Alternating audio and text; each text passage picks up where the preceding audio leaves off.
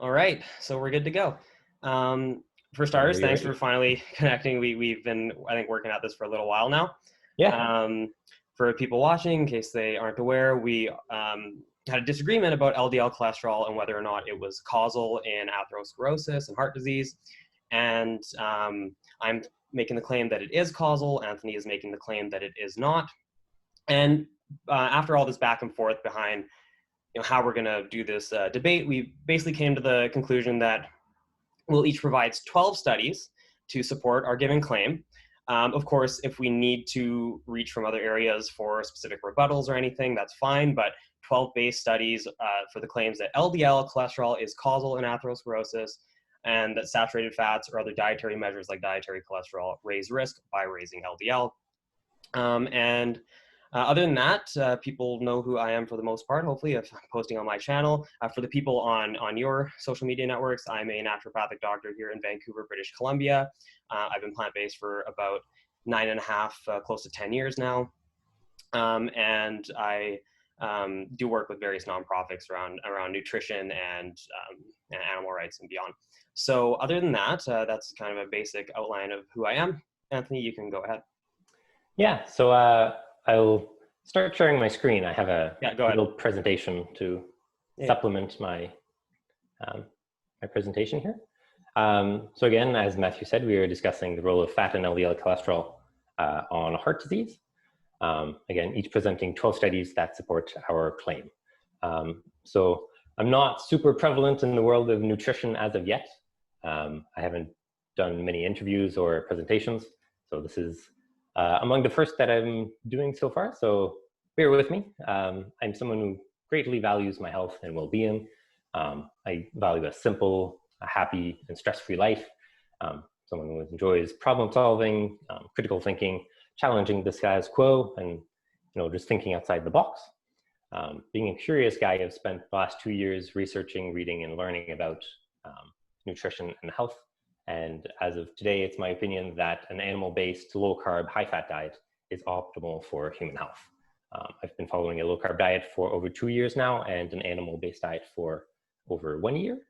And although I don't have any professional accreditation in the field of medicine or health or nutrition, I'd argue that you don't need a degree to have critical thinking and to do independent research.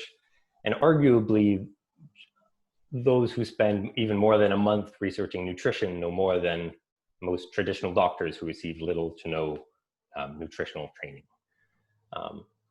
As just disclosures, I'm not affiliated with the meat or dairy industry. I do not receive money from any organizations. I don't work for any dietary or other organizations. My opinions are my own and based on my independent research.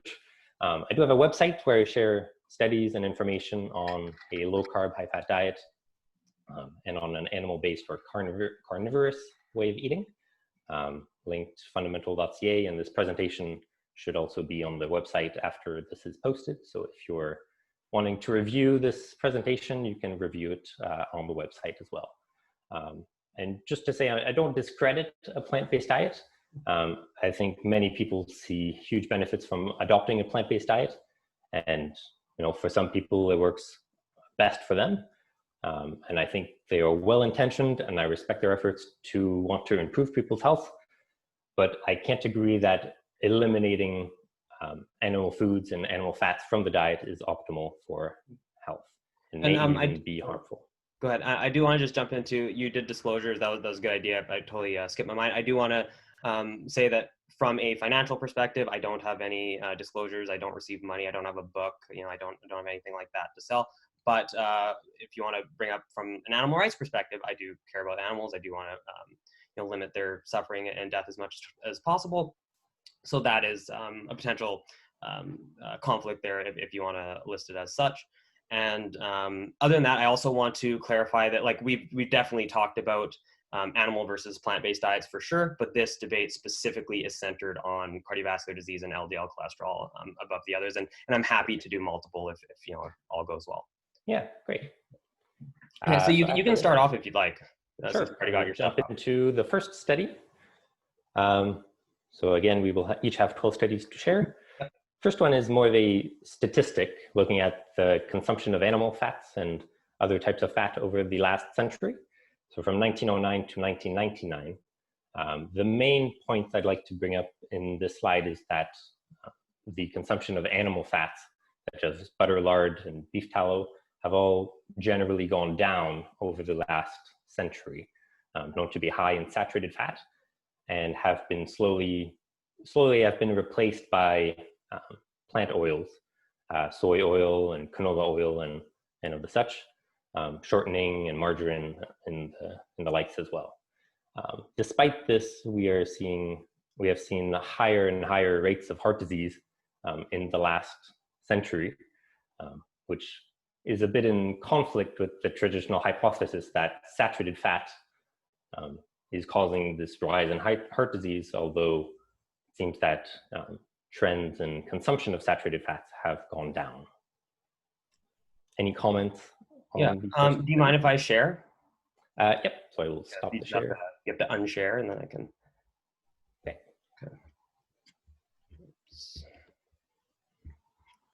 Whoops. Okay, there you go.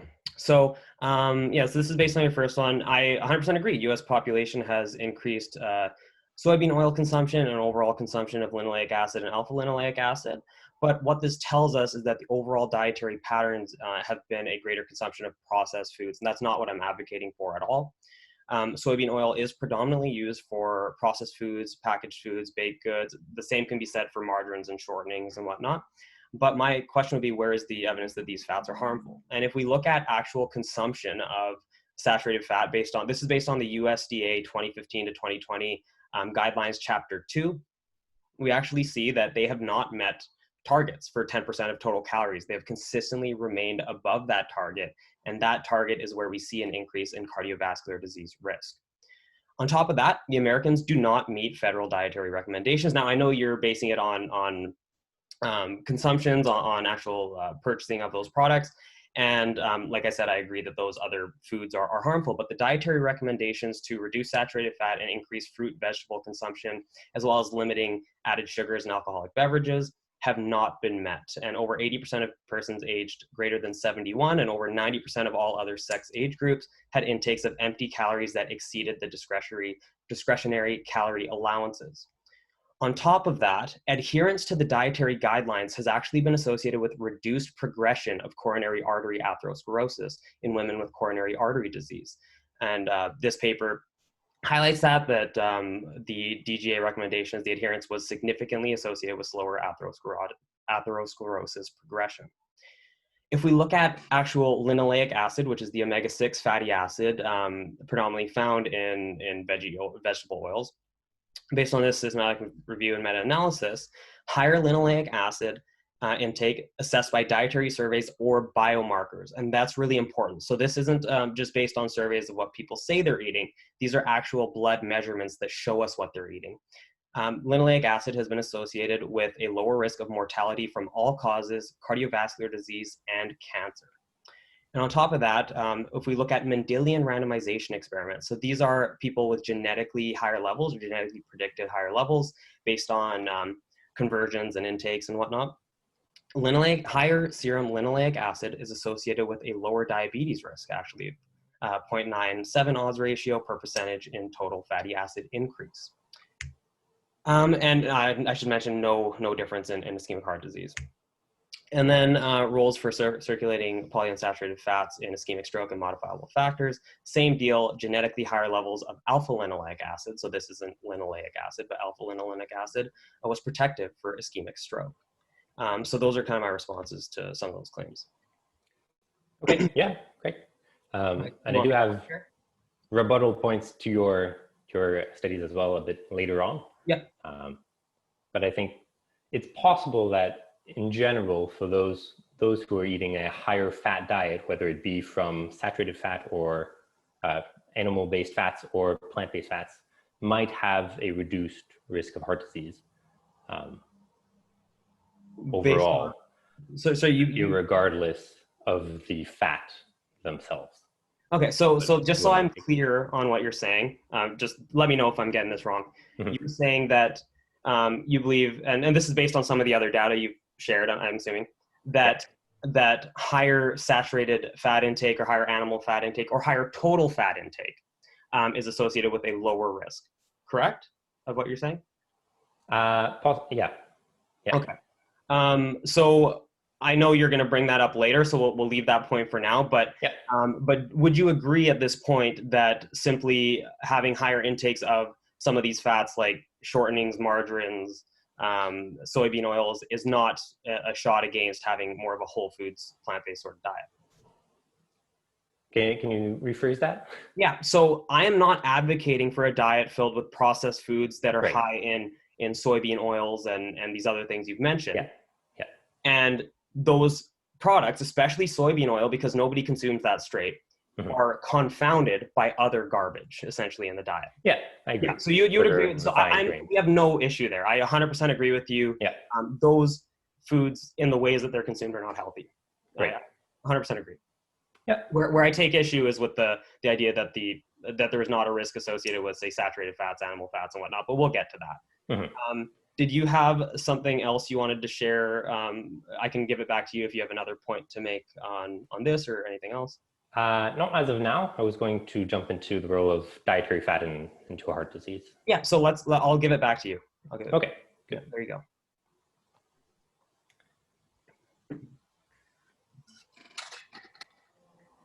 Here. So for second study, the next few studies all have kind of the same topic of discussion.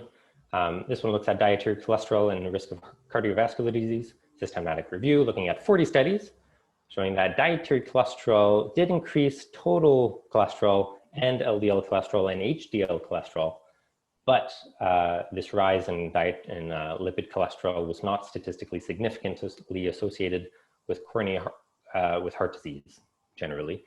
And the reviewed studies lack the methodological rigor to draw any conclusions regarding the effects of dietary cholesterol on cardiovascular disease risk.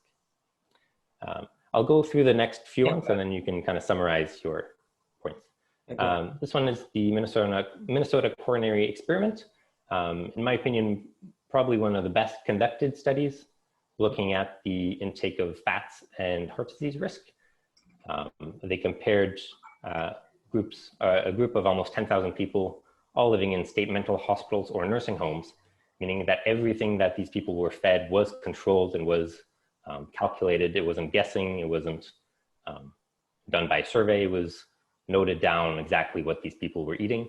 Both groups were fed a 39% fat diet, the control diet being 18% saturated fat, and the treatment diet being 9% saturated fat. So just based on this analysis, you would assume that the control diet is eating, because they're eating twice as much saturated fat, would see twice as much heart disease, possibly. And although the treatment diet with lower saturated fat had a reduction in serum cholesterol, there was no evidence of benefit in intervention group for coronary atherosclerosis or heart attacks. And in fact, there was a 22% increased risk of death for every 30 milligrams per deciliter reduction in serum cholesterol, meaning that if you had lower cholesterol, your chances of dying were higher. This one, more of an observational study, so less meaningful results in the literature. Nonetheless, these observational studies, although they were based on food frequency questionnaires, which are inherently unreliable as a source of scientific data, nonetheless, they found that there was little association between dietary fats and heart disease. Omega-3s seem to have the most protective measures. And in the randomized control trial portion of the study, they found that alpha linoleic acid and long-chain omega-3 polyunsaturated acid fats had a moderate decrease in heart disease risk, whereas omega-6s, usually found on plant foods, plant oils, had a greater reduction in heart disease risk. And here in prospective cohort studies, showing that total saturated fatty acids had little effect on heart disease. The conclusion of the study was that current evidence does not support cardiovascular guidelines that encourage high consumption of polyunsaturated fatty acids and low consumption of total saturated fats. Right. And maybe just one more. This one looks at milk and dairy consumption and the risk of cardiovascular disease. I'll quickly go over this one. Yeah, go ahead.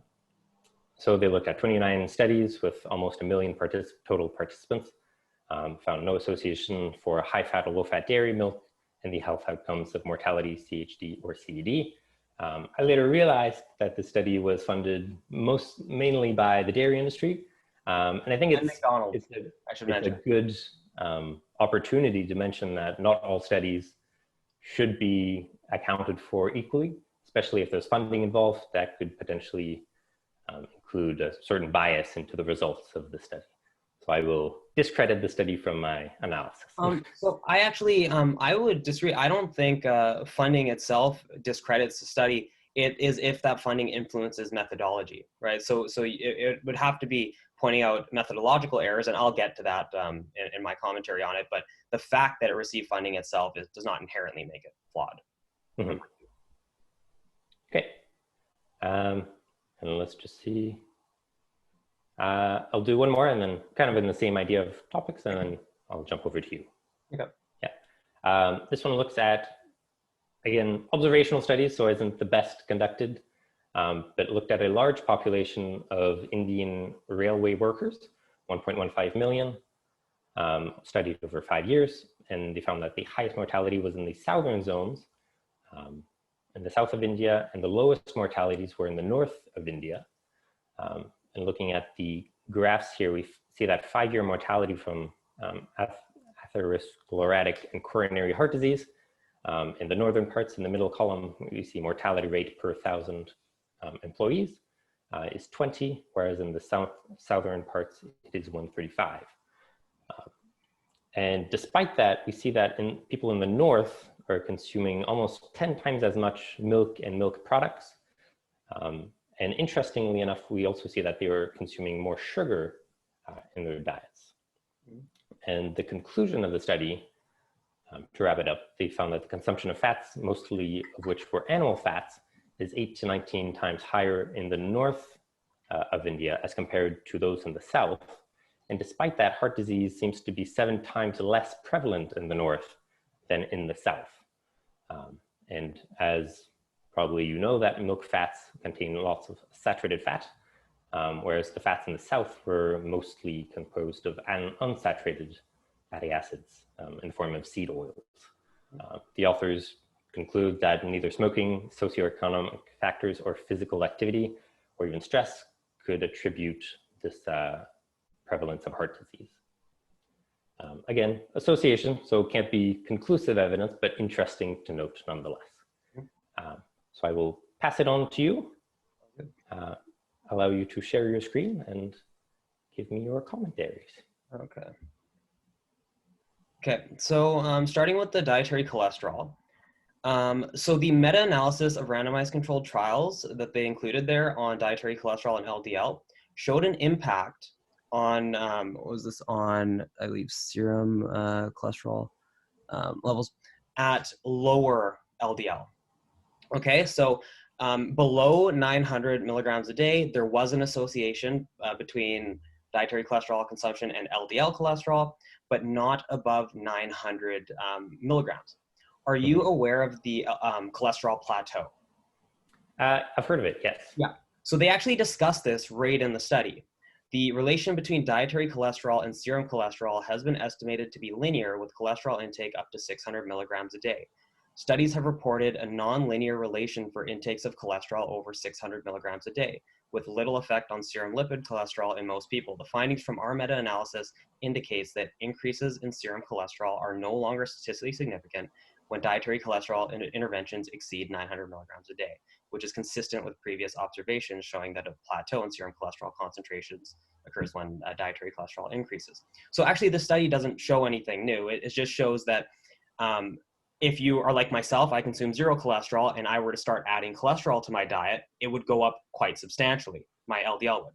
In a case where someone is consuming a lot of cholesterol, adding more doesn't have much of an effect. So you always have to take in baseline cholesterol. And that's shown by this actually study. This was based on controlled feeding experiments, so metabolic wards. So, I mean, you've already kind of touched on that. People controlled diets, you know exactly what they're eating.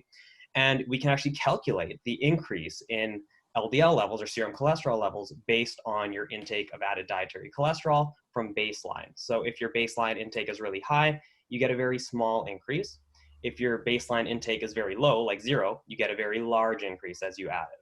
So you have to consider entire or complete cholesterol. Now, in the meta-analysis from that study on cholesterol intake and stroke risk, it's important to note that for ischemic stroke, it trended towards increased risk, but it wasn't quite statistically significant. And the reason it wasn't is because they included studies that controlled for high cholesterol. So if cholesterol intake increases risk by increasing LDL cholesterol, and you control for serum cholesterol levels, you will never find an association, right? If A leads to B and B leads to C, but you control for B, it's impossible to find a connection between A and C. And so that's what they did with 2 of these studies out of the 5. Of course, if we look at the other 3 studies, they were properly controlled. They didn't control for serum cholesterol or LDL.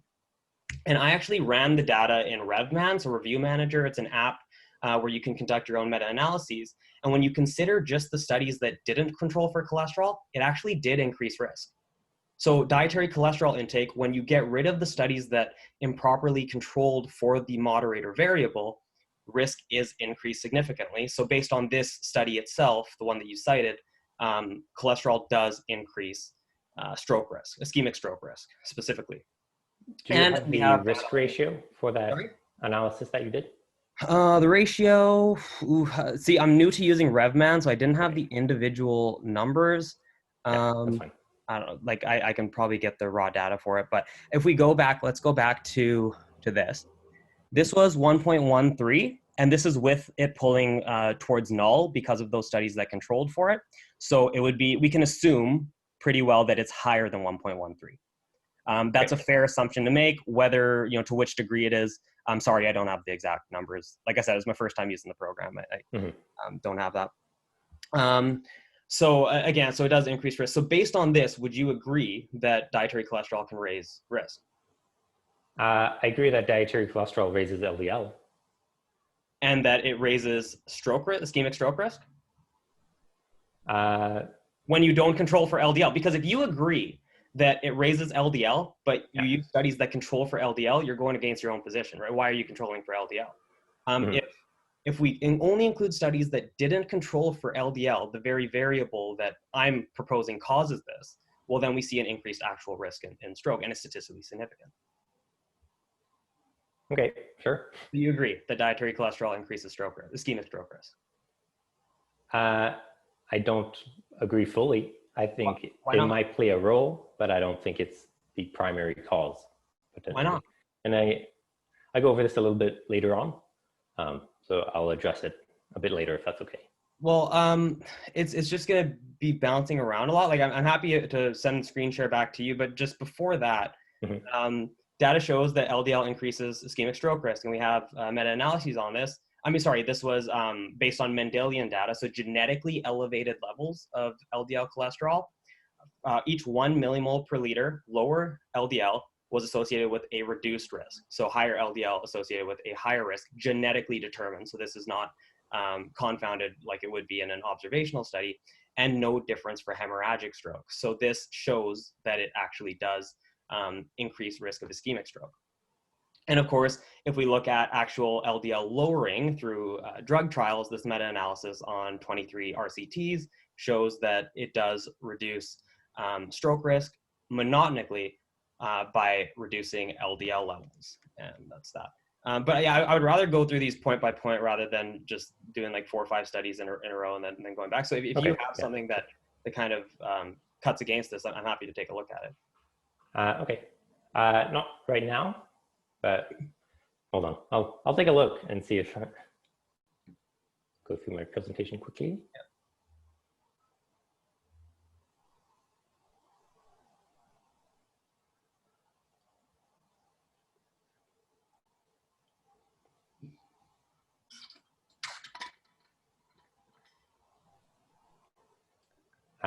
So I don't have anything specifically regarding stroke. So based on everything we've talked about, would you agree that dietary cholesterol increases stroke risk? No. Why not? I think this study wasn't, I mean, it was your study.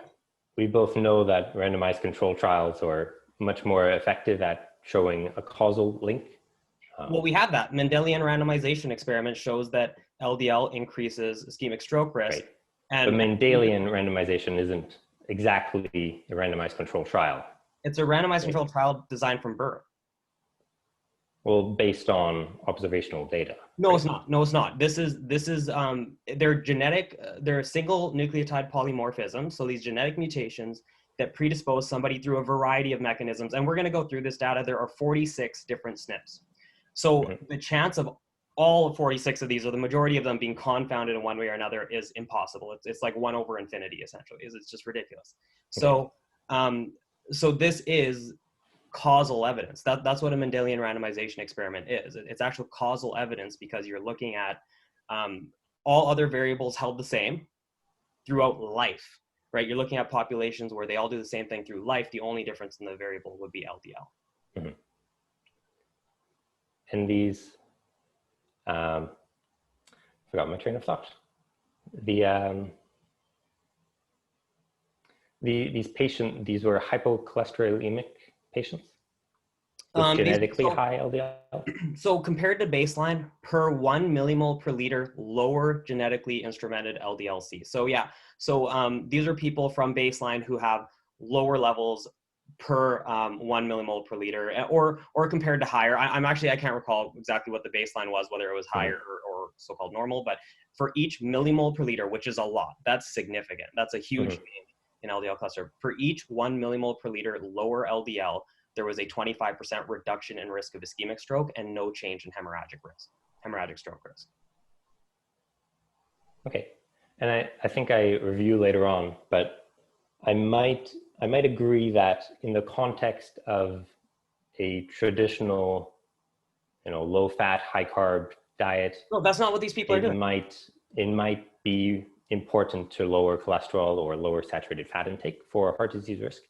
But unless you were looking specifically in the context of a high fat diet, I don't think it's fair to assume that those on a high fat diet that have high LDL have the similar risk to those who have high LDL due to other factors. Okay, so this is based on the general population. These are not people eating low-fat diets. We've already gone over the USDA data showing that they don't eat according to guidelines.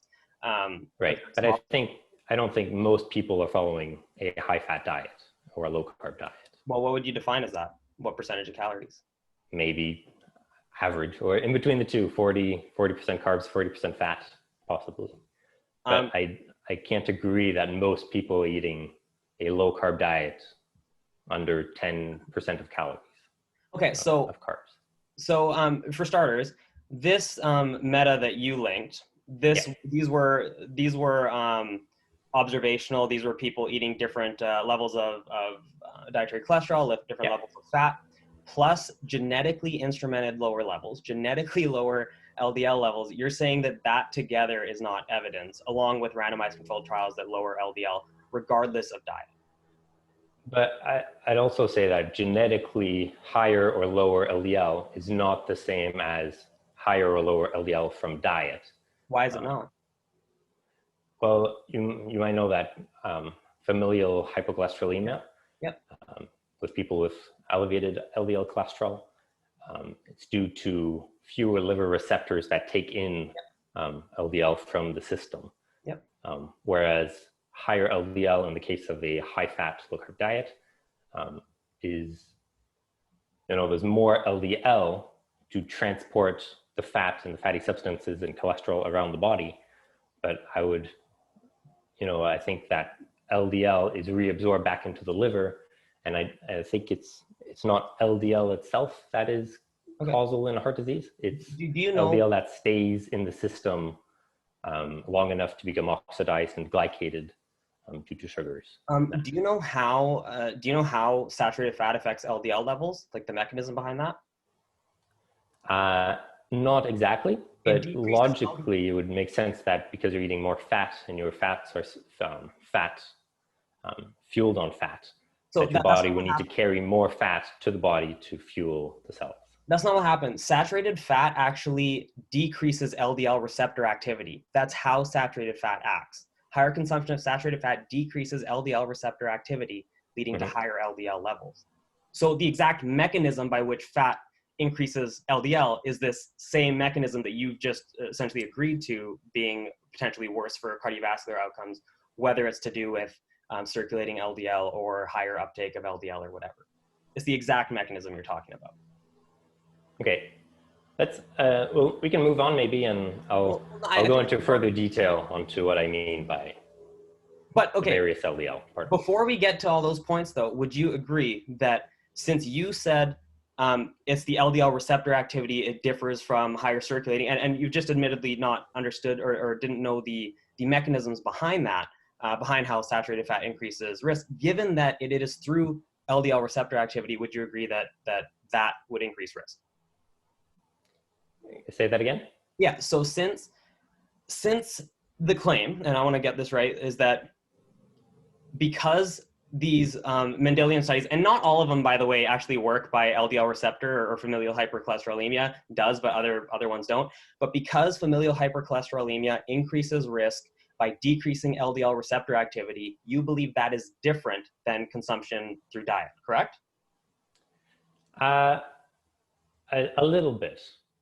Okay, but consumption of saturated fat through diet literally works by the exact same mechanism. Right, and I think I'm going to go over it shortly in the presentation, but it's not high LDL as is, which is atherogenic, but it's the damaged LDL, which is atherogenic. Okay, so you're talking about like oxidized LDL, right? Oxidized or glycated LDL. Okay, so we can put that on the back burner for a minute here. Yeah. When we get back to oxidized LDL, if it turns out that LDL itself is contributing, then you would agree that higher fat diets, saturated fat diets, or higher dietary cholesterol intake increases risk or causes. In certain cases. What do you mean in certain cases? In cases of people having a high carb diets or environmental toxins or other environmental factors that could affect oxidized LDL. They match people for those variables though. They control for those variables. For measuring LDL. Yeah, like when they're looking at these studies, they match people based on like fruit and vegetable intake, based on polyunsaturated fat, monounsaturated fat intake. Actually, we can look at some of these here. They probably actually talk about them. Dietary vitamin E, fruit and vegetable intake, fiber, total fat, saturated fat, polyunsaturated fat, monounsaturated fat, ALA. Like they're actually controlling for these dietary factors. They're putting them together. And when we look at them, bam, saturated fat dietary cholesterol intake increases risk independent of those factors. In those contexts, though. When everything else is matched. Right. I can't agree that they studied many people following low carb diets, though. Okay, so you're saying you have evidence on these low carb diets showing that it doesn't increase risk? I have certain maybe cases and studies that could show potentially an explanation for it, but no, I don't think there is any conclusive proof that LDL is or isn't causal in heart disease. So you would gamble on that then? I'm not saying I'm right. I'm not saying you're right. I'm saying that it's still up for debate, and there's still information that isn't well understood. Just so I'm right, the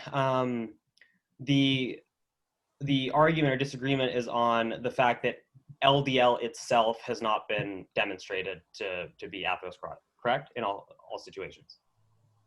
Not in all cases. Okay, so after I'll go through these other few studies you showed. I'll go through those, and then can I jump into the LDL talk specifically? Yeah. What would you like to address?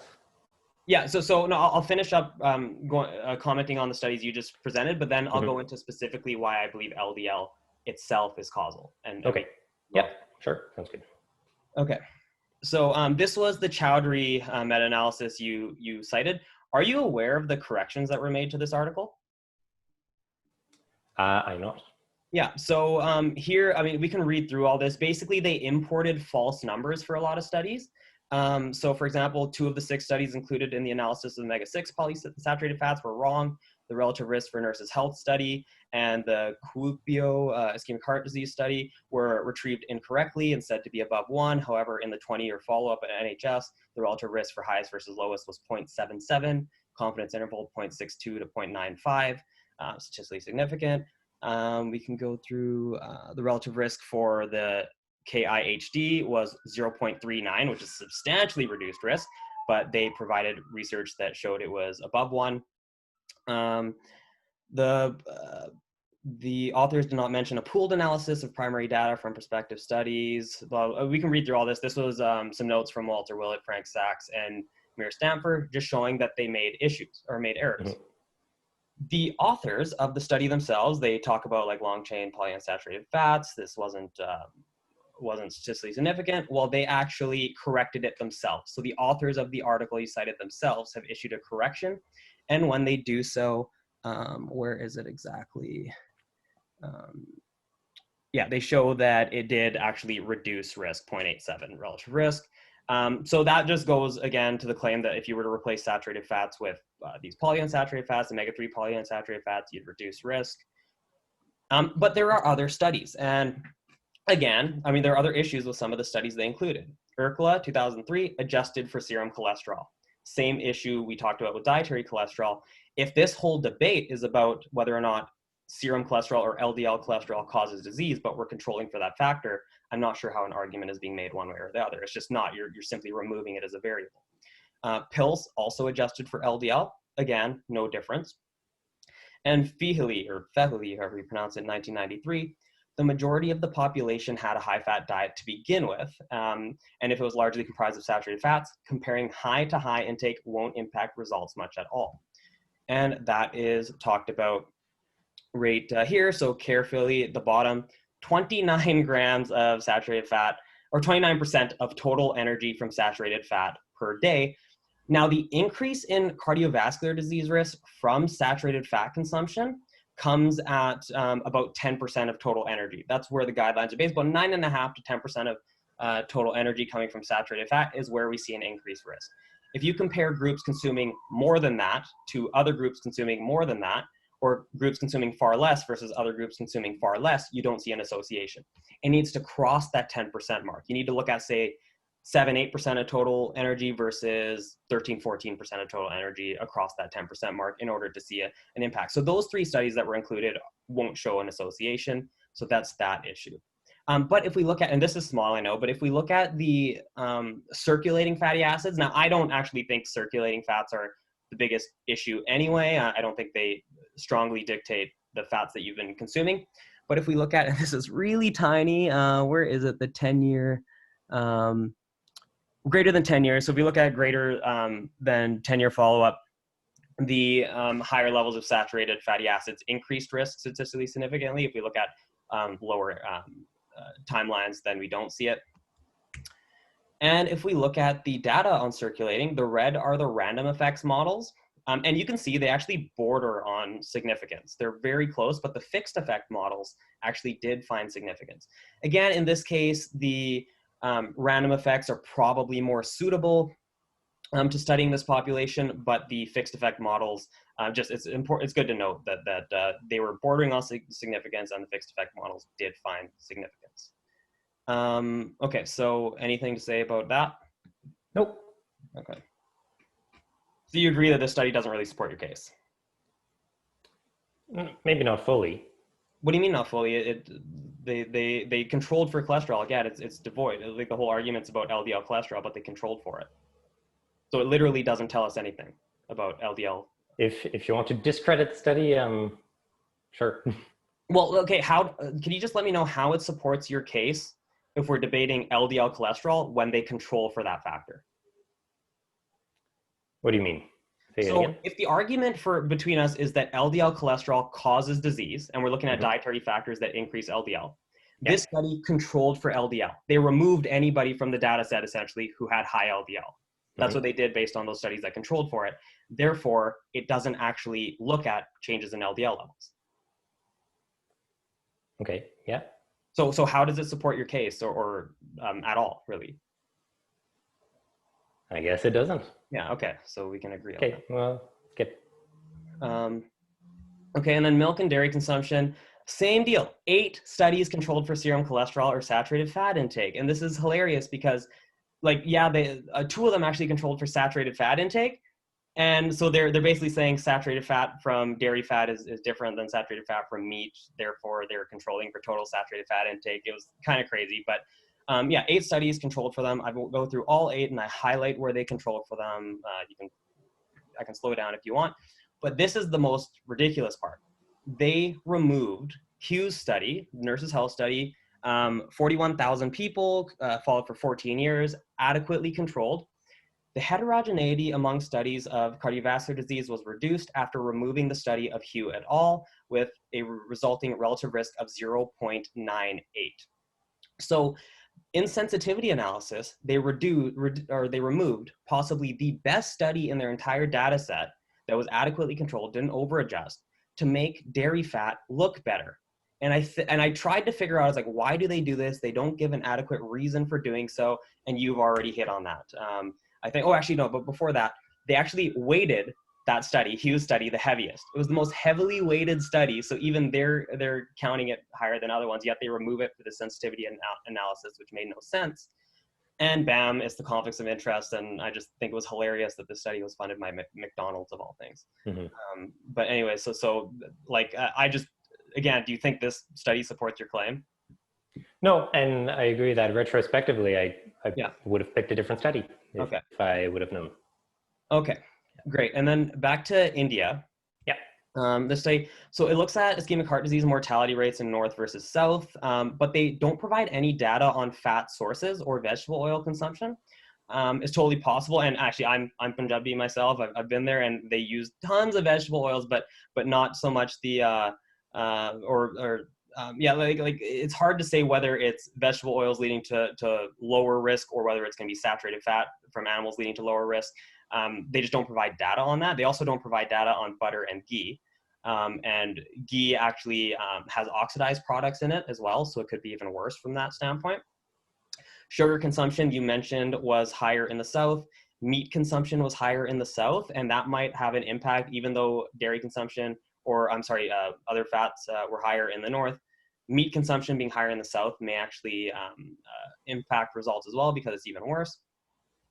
And they also compare a single state, Punjab, to all of South India, which is a bit odd, I found, too, like just calling it North India instead of the one single state it was, because it's not really representative of all of North India.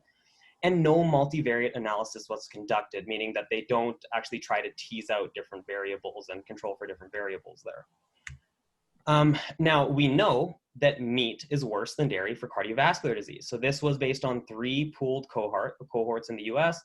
Isocalorically replacing dairy fat with vegetable fats decreased CVD mortality, CHD mortality, and stroke mortality, whereas isocalorically replacing it with meat increased CVD, CHD, and stroke mortality. And then we see also replacing it with polyunsaturated fats with whole grain carbohydrates reduces risk, whereas replacing with refined carbohydrates doesn't do anything. And I agree with that. Refined carbohydrates do not reduce risk when you're subbing saturated fat for it. I would 100% agree. It's a lateral shift is what I consider it, not a better alternative. But in order to accept the results, in order to use this study to say that saturated fat or animal fats are better, well, we'd also have to accept that sugar and or smoking are fine, because we also find that the ones that do better health-wise smoke more and consume more sugar. On top of that, dairy consumption was predominantly fermented, which is actually going to be better overall as well compared to traditional dairy. So yeah, based on all that, I just don't see how this study makes an argument for higher animal fat consumption specifically. And like I said, it's an observational study. It can't prove causation.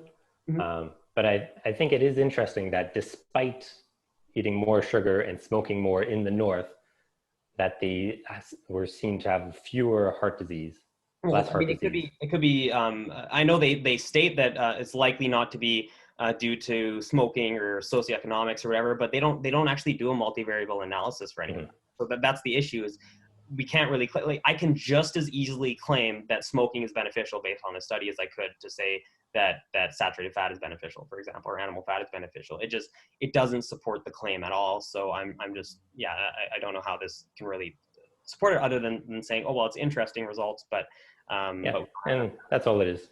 Okay. No, I'd like to go to, I think that was all the ones you brought up, right? Yep. Okay, so I'd like to talk about LDL for a second. Sure. So this is the European Atherosclerosis Society consensus statement. I know this is really small, but this is the evidence for causality. They look at plausibility, strength, biological gradient, temporal sequence, specificity, consistency, coherence, and the reduction in risk with intervention. And I'll just try to do this really quick. LDL and other ApoB containing lipoproteins, these are things like VLDL, IDL, LPA, are implicated in the initiation and progression of ASCVD, and experimentally induced elevations in plasma LDL and other ApoB containing lipoproteins lead to atherosclerosis in all mammalian species. Monogenic and polygenic mediated lifelong elevations in LDL lead to higher risk. So this is just genetically different levels lead to different risk depending on how significant that genetic difference is. Biological gradients. So again, with the monogenic lipid disorders, prospective cohort studies, Mendelian randomization, and RCTs uniformly demonstrate a dose-dependent log linear association between absolute magnitude and exposure of LDL and risk of ASCVD. Temporal sequence. Again, if we look at lifelong levels, it leads to a greater reduction than reducing levels later in life where you've also already had a significant amount of exposure.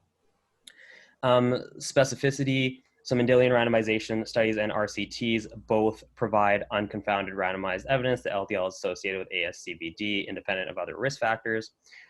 Over 200 studies involving more than 200 million participants with over 20 million person years of follow-up and more than 150,000 cardiovascular events consistently demonstrate a dose-dependent log linear association between the absolute magnitude of exposure to LDL and risk of ASCVD. Coherence, monogenic lipid disorders, prospective cohorts, randomized controlled trials, Mendelian studies, all show, again, the dose-dependent reduction. And reduction in risk with interventions, we have tons of RCTs, more than 30 randomized controlled trials involving more than 200,000 participants and 30,000 events showing that lower LDL leads to lower risk. And this is the log linear association shown. Again, when you look at Mendelian randomization studies, these are lifelong lower levels. So having lifelong lower levels, 52 years of follow-up, significantly reduces risk. The higher on this graph, the reduction in risk. And at the top here, if you had a crazy 3 millimole per liter reduction in LDL, you have an 80% almost reduction in risk. If we look at prospective cohorts with a median follow-up of 12 years, again, significant, but less so than a 52-year follow-up, which makes perfect sense. And then randomized controlled trials, median follow-up of 5 years, because these are people reducing later in life, and same deal, you see that reduction. If we look at just 0.35 millimole per liter decreases in LDL by genetic scores, so lifelong levels, you get about a 20% reduction. Whereas if you get a full 1 millimole per liter reduction by statins or other drugs, PCSK9 inhibitors, ezetimibe, you reduce risk by 20%. So a 0.35 millimole per liter reduction based on lifelong levels is equal to reducing by 1 full millimole per liter in later life. And this is the association between both atheroma volume and events between drug trials and CVD. So you can just see that it's consistent. And then this was the second study I want to touch on for this, where it talks about lifelong exposure. So heart disease risk begins once you have 5,000 milligram years of exposure to LDL. So if you have levels of 125 milligrams per deciliter around 40 years of age is where you start to get a risk. That's where you hit the 1% risk. The longer you live, the more exposure your arteries have to LDL, the higher the risk gets. And by 80 years, you've got about a 16, 17% risk. Now, if we look at different levels, if you have 200 milligrams per deciliter, which could be the case for someone with familial hypercholesterolemia, you start to get that risk at just 20 years. At 40 years, you're way up here at about 16% or just under 16% risk, and you're going to skyrocket from there the longer you live. From average LDL is 125, you start to get the risk at 40, I already mentioned that. But if you have low levels at 80 milligrams per deciliter, you don't hit that threshold for risk until you're about 65, 70, I think 64 years old, something like that. And if you live to be 100, you've only got about a 5% risk. So you're very low risk through your entire life. And I mean, you can go even lower than that. And this explains perfectly why we see a difference in statin trials versus Mendelian randomization, is because with statin trials, you're reducing your LDL levels later in life. So from here, where you start the statin drug, you're going to reduce your risk from there in line with what you get with the lifelong levels, the same sort of progression, but your starting point is going to be higher, obviously. So that's why we don't see the same association between the two. Because it's a temporal relation. It's a lifelong exposure. If you start a statin at this point in your life, you're not having that level lifelong, of course. And then this was the meta-analysis. So 46 SNPs, reducing LDL by a variety of mechanisms. This is not just through LDL receptor activity. This also includes reduced production, all sorts of different mechanisms, and reduces risk. For 1 millimole per liter reduction, you reduce risk by 64 or 54%, which is huge. Or sorry, 54%, which is huge. And if you look at the statin RCTs, the same reduction, 1 millimole per liter, based on 27 randomized controlled trials, you reduce risk by 22%. So that, again, explains why we see this discrepancy, because the higher, with the LDL genetic scores, you have lifelong lower levels. And actually, I might as well just mention this one last. So again, yes, a lot of people with so-called normal LDL levels have heart attacks, but that's because the normal range is a bit too high. So this was based on people with normal, like no risk factors, normal LDL levels, no dyslipidemia, no smoking, no diabetes, no hypertension. These are otherwise healthy people. And as you can see, when you go from 50 milligrams per deciliter up, you get more advanced atherosclerosis, more instances of atherosclerosis and more advanced atherosclerosis. So we actually want to remain down here. And this is like Dr. Lauren Cordain has a paper on hunter-gatherer populations, and that theirs are down here. We know that infants, when they're born, are down here. And guess what? Vegans are also down here on average in the general population. And if we look at their optimal, so they did a sub-analysis or subgroup analysis for optimal cardiovascular risk factors. So systolic blood pressure under 120, diastolic under 80, total cholesterol under 200, fasting plasma glucose under 100, and hemoglobin A1C under 5.7%.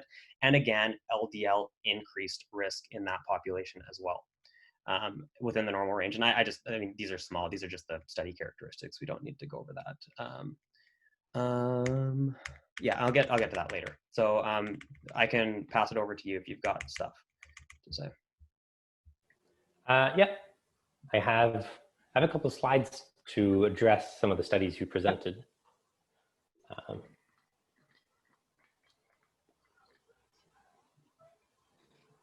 So this one with the impacts of lipids on cardiovascular health. The study mentions that LDL particles are not measured directly. Plasma LDL is kind of an estimate of the mass of what LDL is carrying. So it doesn't really explain what particles of LDL, I haven't addressed it, but yeah. You mean like, just so I'm clear, oxidized LDL versus healthy LDL. Yeah, you mean LDL size, correct? Right. Yeah. Also mentioned that the LDL freely flux across the endothelial barrier, where they can become retained in the cell wall. And I guess my argument to that and my question to you is, what is it specifically about LDL and not HDL, which is a smaller particle that makes it atherogenic and makes it allows it to enter the endothelium. Can I comment on that real quick? Yes. Yeah, it's apolipoprotein B. ApoB is what holds it in there. It interacts with proteoglycans on the artery wall, which draws it in and holds it there. That's why ApoB containing lipoproteins are what causes the disease. And I have another paper coming up on this, but LDL is just the most prevalent ApoB containing lipoprotein. There's also LPA, IDL, VLDL, IDL remnants, lipoprotein A remnants. There's, I think, 7 or 8 different lipoproteins that do that, and HDL doesn't have ApoB, so that's why HDL isn't causing it. Okay. And to continue with the study, they show that PCSK9 inhibitors. I haven't got to that one yet. Oh, sorry. Yeah. And this one continue. Oh, sorry. Same study, looking at the diets low in saturated fat, low in refined carbohydrates can potentially reduce LDL 30 to 40 milligrams per deciliter. And again, I guess a general question is how does this directly translate to heart disease in the case of these studies? As I found that you shared a lot of studies looking at reduction in LDL or LDL related to heart disease, but not so many regarding dietary fat directly on the effects of heart disease. I will get there. Yeah, I'll get there. Okay. And along with this study, they show that, you know, there are many other factors other than LDL that contribute to heart disease, such as smoking and physical exercise and blood pressure and serum glucose concentrations and body mass, which seem to have little to no relationship to LDL. So how do these people develop heart disease from smoking or lack of physical activity or obesity in these cases? So just on that note, it's because there are multiple factors. LDL causes heart disease. It doesn't mean it's the only thing that does that, right? Something like I can get hit by a car or get hit by a bus. It doesn't mean just cars cause heart disease or cause death, sorry, right? Like there are different things that cause this to happen. So yeah, smoking, absolutely. I'm convinced smoking is causal in heart disease. Absolutely. Not to the same extent or relative risk that you get with smoking, but it is. Engaging in or being sedentary definitely increases risk. High blood pressures can definitely increase risk. And that's why in that study I showed you with the normal LDL levels, they had normal blood pressures, normal serum glucose concentrations, normal hemoglobin A1C. They were not overweight. They did not have dyslipidemia. They did not smoke. It actually addresses everything you've just talked about. So you agree that heart disease isn't solely caused by LDL cholesterol? Oh yeah, no, not at all. But that's why I've made the claim that, you know, replacing saturated fat with refined carbohydrates is a lateral shift. But everything held equal. If you hold everything equal, if you take, let's say yourself on your diet, you're eating a meat only diet. You and somebody else eating the same diet and same exact lifestyle, if one of you has higher or lower levels of LDL, that would be the determining risk factor. Okay, I'm not aware of any studies that directly compare. No, but like regardless of any study you look at, when everything is actually controlled for, adjusted for, LDL itself is the variable. And we'll get into a meta-regression in a little bit that actually looks at it as the moderator variable between saturated fat intake and heart disease. Yep, right. And I think to continue, I think you mentioned this one as well, low density lipoproteins called atherosclerotic cardiovascular disease. And any mechanism of lowering plasma LDL particles should reduce the risk of atherosclerotic cardiovascular disease, proportional to the absolute reduction in LDL-C. And again, I think I agree in the context of an unhealthy refined carb processed food diet, but I don't think this can be generalized to those following a whole foods, low carb, high fat diet. Okay, well, we'll get to that in a second then. And if I saw correctly, I believe that some of the authors of the study had funding from the pharmaceutical industry. So where's the methodologic errors that took place? Just an observation, just something to note.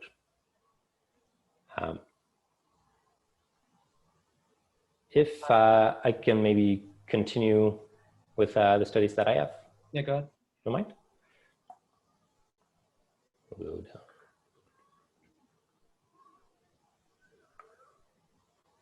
Right, this one. So just a little explanation for those who don't know what HDL and LDL are. LDL, maybe you should have done this in the beginning. Low density LDL is low density lipoprotein, considered bad cholesterol. HDL is high density lipoprotein, considered good cholesterol. The function of LDL originates in the liver and sends off its fat cargo to various parts of the body. Because the blood is water soluble, fat cannot mix in with the blood, so it has to be carried. You can think of it a little bit as a bus. So the bus needs to be filled with fat to be able to be carried to various parts of the body. HDL has the opposite task. So it goes around the bloodstream collecting fatty waste from the body and returns it to the liver to be processed. And I guess the misconception is that these particles are cholesterol. And in fact, cholesterol is this molecule here. And it's important to realize that cholesterol is vital for life. It forms virtually every cell membrane of your body. It's used to produce bile in the gallbladder for the stomach acid. It's used for the production of many hormones such as testosterone and estrogen. It's used for vitamin D synthesis. The brain is composed mostly of cholesterol. Breast milk is incredibly high in cholesterol as well. So to think that we're damaging our bodies by eating this substance is a little bit odd and counterintuitive. And in fact, that this molecule is so important to the body that the liver will produce its own cholesterol proportional to what you eat. So if you eat a lot of cholesterol, your body will have as much as it needs and the liver won't produce as much. But maybe in your case, in the case of vegans who don't consume any cholesterol, the liver will produce all the cholesterol that the body needs. In fact, the brain is so dependent on cholesterol that it has its own production center of cholesterol inside the brain to feed it of cholesterol. And to follow up with LDL cholesterol levels, we see that in hospitalizations of people who were hospitalized for coronary artery disease, the average LDL levels were 104, which are considered average or good levels of cholesterol. You'll argue that these are still too high. HDL cholesterol was actually considered low. Triglycerides were moderately elevated. So LDL cholesterol under 70 milligrams per deciliter, which is considered the gold standard of levels for LDL cholesterol, was observed in 17.6% of patients. And almost half of patients had LDL levels under 100 milligrams per deciliter, which is considered a good score. So my question is, why did these people with low LDL still get heart disease? Okay. Based on the traditional hypothesis? Yeah. For starters, with the notes you made about like cholesterol being important, yeah, our bodies make all we need, but noting about brain cholesterol, actually cholesterol from diet doesn't cross the blood-brain barrier. So your dietary intake doesn't affect brain levels at all. Yeah. So it's not really an argument for diet one way or the other. But again, saying that your body compensates by producing LDL, there is some level of compensation that occurs. It's very minor. It is not, if you take someone eating super high, saturated fat dietary cholesterol versus someone eating very low on that, you're not going to see the same levels with the same person. That just doesn't happen. It is a mild increase in de novo production. But getting back, do you mind if I share? I'll share the next study kind of along the same lines, and then I'll get to that bottom. And these are graphs from that study looking at the distribution of patients based on their LDL levels and HDL cholesterol levels and triglycerides. And I highlighted in green boxes what the recommended values are, or the optimal healthy levels are. And for LDL in the red bars, we see that almost half of patients had relatively low LDL and still were hospitalized for coronary artery disease. HDL levels, inversely, we see that the higher the HDL, the lower the fewer people were hospitalized for heart disease. Interestingly, and I'm not sure why this is, but it seems like a lot of people had low triglycerides and were still hospitalized for coronary artery disease or heart disease, which is counterintuitive to the traditional triglyceride level hypothesis. And the next study looking at a similar approach, similar findings, showing a J-shaped correlation between cholesterol and coronary heart disease, seeing that those with the lowest cholesterol surprisingly did not have the lowest risk of heart disease. And those within 133 to 150 milligrams per deciliter of LDL cholesterol in this group had the lowest risk. So to generalize what I've been saying so far is, why do some people that consume, populations that consume lots of saturated fat have relatively little heart disease, such as the French, the Maasai, and the Polynesians? And why do we see people with low LDL still develop heart disease?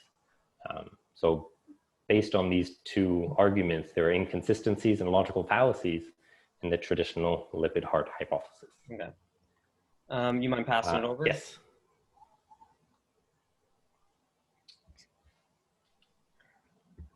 Okay.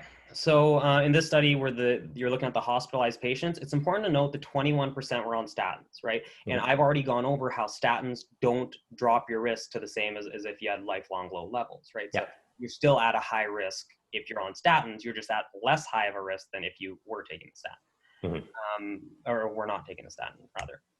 And only 1.4% had ideal lipid levels. That's also important to note. So only 1.4% of the people that were hospitalized had the types of levels we would want, meaning that people with ideal levels likely weren't having these issues as often. But let's see, less people without prior history of coronary artery disease had low LDL levels.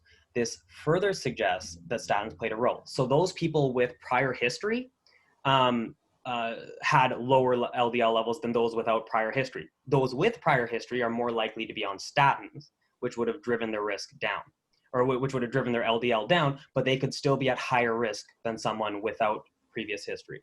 So that's really important too. So this study so far is just showing that those people who are on statins had higher risk than those without any history of coronary artery disease. Now, if we look at the multivariable analysis that they did in the study, you can find that low LDL levels are positively associated with acute coronary syndrome, but negatively associated with prior MI, or lipid-lowering medications. So that means people with lower LDL levels were more likely to be on medications, more likely to have had a prior MI, which would place them on medications or dietary interventions or whatever. But those with acute coronary syndrome had lower levels. Actually had lower levels. Do you know what happens to LDL levels when you have a heart attack? Nope.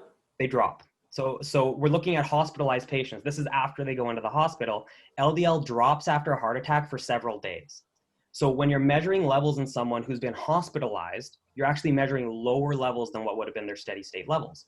And they actually talk about this in the study itself, in the study limitations. They mention there's potential for selection bias based on who gets admitted to the hospital and who gets tested, depending on severity of their condition. But down, I can point it out exactly. Although it's been reported that decrease in total cholesterol and LDL takes place during the acute phase of MI. So they actually touch on that. And I've already gone over how normal LDL doesn't indicate safety either. We want to be at the very bottom of that range. And I've already gone over lifelong exposure and all of that. So do you see how this study doesn't actually really tell us what their steady state levels were? Yeah, I see. I was not aware that people hospitalized with heart disease had lower LDL. Yeah, that's something actually fairly recent to myself as well, but that's what happens. That's why you can't just look at hospitalized levels, because when they're tested during those first 4 days or so, the levels are down. Mm-hmm. So we'll go on. Okay, so this one, you mentioned the J curve. It's important to note that the J curve in this study was only in those with the lowest education. And education alone strongly predicts risk, as they show here. So that's really important because these people with lower education could easily be confounded by things like poor diet. Maybe they've had prior disease. Maybe they've got diabetes. That's really common as well. Mm-hmm. And we actually have research here on atherosclerosis being accelerated by diabetes, and I'm sure you'll agree with that. And we also in the study had no data on lipid-lowering drugs. So like I mentioned, we don't know if they've had previous issues and they were on lipid-lowering drugs. We also don't know about comorbidities like diabetes, which we know can accelerate the condition. On top of that, diabetes actually mediates the association between education and CVD, as based on this study. Only hypertension, body mass index, and diabetes mediated the association between education and CVD incidence, accounting for 26% of the association. And then, yeah, so did you already talk about Minnesota? You did, didn't you? Yes. Yeah, okay, I totally forgot that. So I have that one next year, so I might as well just do it. Unless you have anything to say about this study, specifically the one we just talked about. Nope. Okay. So yeah, I just don't think that really supports the claim. But now going to the Minnesota Coronary Experiment, I should have touched on this earlier. So I don't know if you looked at the claims about statistical power. So it didn't have enough statistical power to detect mortality. So they in order to predict mortality, they needed between, and this is from the study itself, needed between 2,490 and 11,645 participants to obtain a difference in 5-year significance at 95% confidence level. They recruited, 9,570, but after dropouts, when they actually looked at the final data, they only had 2,355. That's below their minimum requirement in order to predict mortality. They didn't have the statistical power to actually predict mortality, so it's impossible. What's even worse, or actually, yeah, this is even worse. So it was confounded by trans fats. At the time of the study, they were using soft corn oil, polyunsaturated margarines in the place of butter. But at the time of the study, the margarines would have contained trans fats. So it's massively confounded by trans fats, which could have increased the risk. Now, the differences in mortality only occurred after 65 with larger decreases in cholesterol, which indicates reverse causation, since we'd otherwise expect to see it younger as well. And it lacks data on smoking status, LDL, detailed dietary intake, and weight loss. So after age 65, or actually after age 50, when you see rapid declines in cholesterol levels and worsening outcomes, it's due to reverse causation. And that's discussed in this paper, where people, like, say you get cancer, LDL drops. You have infectious disease, LDL drops. You even if you have heart disease, LDL can drop, especially once you make some lifestyle changes. There are all sorts of things that can cause this. It's not the low LDL that caused the disease. It's the rapidly falling levels that are due to disease. So it's actually backwards. Now, in the meta-analysis, you have to note that they weighted the Minnesota Coronary Experiment the highest. They weighted it as if it had 9,400 or 9,500 people in it, but it didn't, right? At the end of the day, when they looked at the final data, they only had 2,300 people. They didn't have that much, so they improperly weighted it. That was really sketchy on their part. To do that, they weighted it the heaviest. And then the Sydney Diet Heart studies also weighted fairly heavily, and that goes towards favoring the control group. But this study issues small sample size, therefore weaker statistical power. Also, they use the same margarines, the ones that are confounded by trans fats, and the publication itself suggests that the results should not be generalized to whole plant foods. As the Minnesota Coronary Experiment, Sydney Diet Heart study, and other diet heart trials use concentrated vegetable oils, the results should not be generalized to nuts or other unprocessed foods containing linoleic acid, as I've already talked about that. So yeah, like I don't know what you have to say about all that. No, it makes sense. Yeah. I was not aware that trans fats were a factor in the study. Yeah, that's what both the Minnesota experiment and what the Sydney Diet Heart trial have been heavily criticized for. And they've actually, the authors do touch on this in the papers themselves, or follow-up papers, where there was the issue of confounding, and that's been one of the big claims or reasons behind why it increased risk, or why it didn't at least decrease risk. Okay. Yeah, good. And then I don't know if you have any more things to say about this with the J-curve and education and everything that we talked about. Nope. Okay. No, I agree. Okay, and then do you have anything else? Or since I just talked about Minnesota, maybe I should talk about some of the, because you're mentioning I didn't have a lot on diet and changing LDL levels. Should I just on that? Just grab it. Okay, so I'm just gonna go through a few of these. So this is a meta-analysis of 395 metabolic ward experiments. So these are controlled feeding experiments where they control the diets very well, and they replace saturated fats with complex carbohydrates, with monounsaturated fats, polyunsaturated fats, and they also do experiments where they reduce dietary cholesterol intake. And what they ultimately found was that replacing saturated fats with complex carbohydrates based on 10% of total calories led to significant reductions in LDL, or total cholesterol, and LDL. Replacement of complex carbohydrates by polyunsaturated fats reduced it even further. So actually, that's important to note. Replacing saturated fat with polyunsaturated fat leads to a greater reduction than replacing saturated fats with complex carbohydrates. Both reduce, though. Just depending on what you replace it with, that's important to note. The question's always compared to what. And similar replacement of carbohydrates by monounsaturated fats. So like complex carbohydrates and monounsaturated fats are pretty equal. Polyunsaturated fats seem to be the best.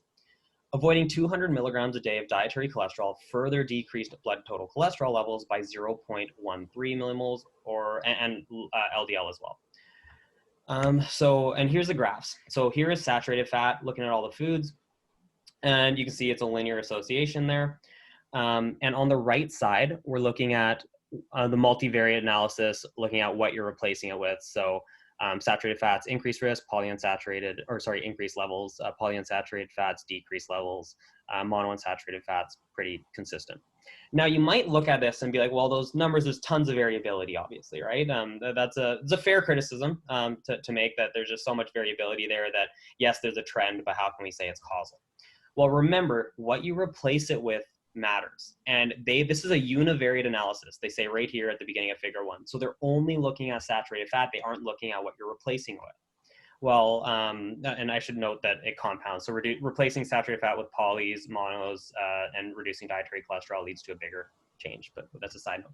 But back to this, looking at, or depending on what you replace it with, impacts the LDL levels or total cholesterol levels differently. Well, this regression analysis, meta-regression from MinSync in 2016, actually looked at what you replace it with. And again, controlled feeding experiments, but they're comparing what you replace saturated fats with. And look how incredibly strongly associated that is. There is no difference, and these are all controlled feeding experiments. So when you actually consider what you're replacing saturated fats with, it absolutely increases LDL levels significantly. And again, it's by reducing LDL receptor activity, as we've already talked about. So the variability is completely gone here. Now, this was the Cochrane analysis by Hooper. And you were mentioning that it didn't look at how these dietary changes reduce cholesterol levels leading to events, or how these changes in diet lead to events. It was just that they reduce cholesterol levels. Well, this systematic review of the long-term RCTs of saturated fat reduction found that the reduction in cardiovascular events was actually moderated by serum cholesterol levels. So lowering saturated fat intake reduced cardiac events depending on how much it reduced LDL. So this also takes into consideration compliance, because not everyone's going to be 100% compliant. The more compliant they were with the saturated fat reduction, the greater the reductions in serum cholesterol and the greater reduction in CVD events. So this kind of touches on that, and that's just from this year, the Cochrane review. And in that paper, they talk about this increase, right? The increase in risk peaks for CVD events and CVD mortality. It peaks after 10%. That's exactly what the dietary guidelines say. They want you to stay down here where the risk is lower, below 10%. Even if we can get below 8%, it's even better, but 10% is where it peaks, so we want to reduce below that. And they talk about it in that paper. And then this was the Saturated Fats and Health Scientific Advisory Committee report. And this was data based on 47 systematic reviews and meta-analyses and pooled analyses on saturated fat intake. This was mainly from meat and dairy and some desserts. And they found that there is no need to modify the recommendations to limit saturated fat to less than 10% of total calories, and a reduction beyond that amount would likely lead to greater population level health benefits. I should note, they included Siri Torino, D'Souza, Chowdhury, which you already referenced, Harcombe. They included every meta-analysis done to date. The date of this publication, which was a couple of years ago, I believe. They included all of the meta-analyses up to that point, and still after all of that, they found this. And if we look at the association between saturated fat consumption and blood cholesterol levels, well, based on randomized controlled trials, absolutely decreases. This is a summation of all the 47 trials I was talking about. Saturated fat reduction reduces total cholesterol, LDL, HDL, and the total to HDL ratio. And we can look at what you replace it with. Again, polyunsaturated fats were the best, but we can go through that. So that's RCTs. And then prospective cohorts. There wasn't a lot of data on serum levels because prospective cohorts tend to look at outcome data, not lipid levels. But if we look at actual CVD events and CVD mortality, again, reduction in saturated fats reduces CVD events and CHD events. And prospective cohorts, the same, CHD mortality and CHD events. So it actually detects mortality in that case. And here, new evidence published since 1994 supports and strengthens the COMA conclusion that reduction in intake of saturated fats from current population average levels would be beneficial. And then the last one I'll just look at really quick, and this is really interesting. So this was the meta-analysis on dietary fats and all-cause and cause-specific mortality. And this was, actually, no, this was the NHANES. So this wasn't the meta. This was they did a cohort within the meta. And what's really interesting is they found that total fat consumption reduced risk, but saturated fat consumption increased risk of total mortality, CHD mortality, stroke mortality, and type 2 diabetes mortality, whereas polyunsaturated fats did the opposite. What I should note, though, is model 2 controlled for cholesterol. So even independent of that, even when controlling for that factor, there seems to still be an increase in risk. So the results would have likely been even stronger if they didn't. The reason, though, and I'll get to the meta-analysis, is this is total fat and all-cause mortality from the meta-analysis, reduced risk. This is over 1 million people, participants for this full meta. Same with this. Saturated fats, increased risk. This was monounsaturated fats. It bordered on significance. I think it might have actually, yeah, it did significantly reduce risk. And this was the polyunsaturated fats, significantly reduced risk. The thing is, 8 out of the studies that were included in the meta controlled for cholesterol. So going back to like the Chowdhury study you linked, they might have trended in one direction or the other, but they didn't reach statistical significance because those studies that control for cholesterol, they pull it towards null. They pull it towards no association. But when you have so many people, like 1 million participants, like this meta-analysis used, you can actually overcome that pull. And that's why this is so significant, is because even when a decent chunk, about 1/3 or so of the studies used, control for that variable, if you have enough statistical power, you're still going to see an increase, which is really impressive. And we can get to that later. Okay, so I can pass it over to you if you got things to say. Yeah, sure. I will address the studies that you have mentioned. So the one you just talked about, the meta-analysis, again, just showing that maybe a low-fat diet isn't ideal because it seems that total fat intake was inversely associated with all-cause mortality. So fat itself maybe isn't the enemy. Can I just note, I'm not against higher fat diets. I'm not at all. It's saturated fat specifically. I want to make that very okay. Yeah. Okay, good. And showing a significant association between saturated fat and CHD mortality. And again, if you're not looking exactly at what these people are eating, I think it's unfair to assume that this is the same outcome that you would see in those following a low carb, high fat diet, eliminating carbohydrates and grains and such. But then we're doing guesswork because they do control for as many confounding variables as possible. You're just going to say that, well, it isn't in that population. Well, I can easily say that, maybe a vegan diet cures every type of cancer on the planet because we don't have research on all of it. Like, you know what I mean? I can make any claim I want and just say, oh, we don't have research on it, right? It's guess. I'm not saying that I'm right, and I'm not saying that you're right. I'm saying that there isn't so based on conclusive evidence to show that a high-fat, low-carb diet will kill you if you eat excess saturated fat. Well, actually, we do have data on that. We have I can pull that up after. You're specifically talking about low-carb diets? Yeah. Yeah. Okay. I'll get to that. We can talk about that. And here, the previous one you mentioned about the SACN report, significant relationship between saturated fat and heart disease events, but not heart disease mortality. So the good news is that you won't get as many heart attacks, but the bad news is that you're still going to die from a heart disease. That's not true. That's based on the randomized. So you're taking that note from the randomized controlled trial data. How long do randomized controlled trials last? How long do they last? Yeah, typically.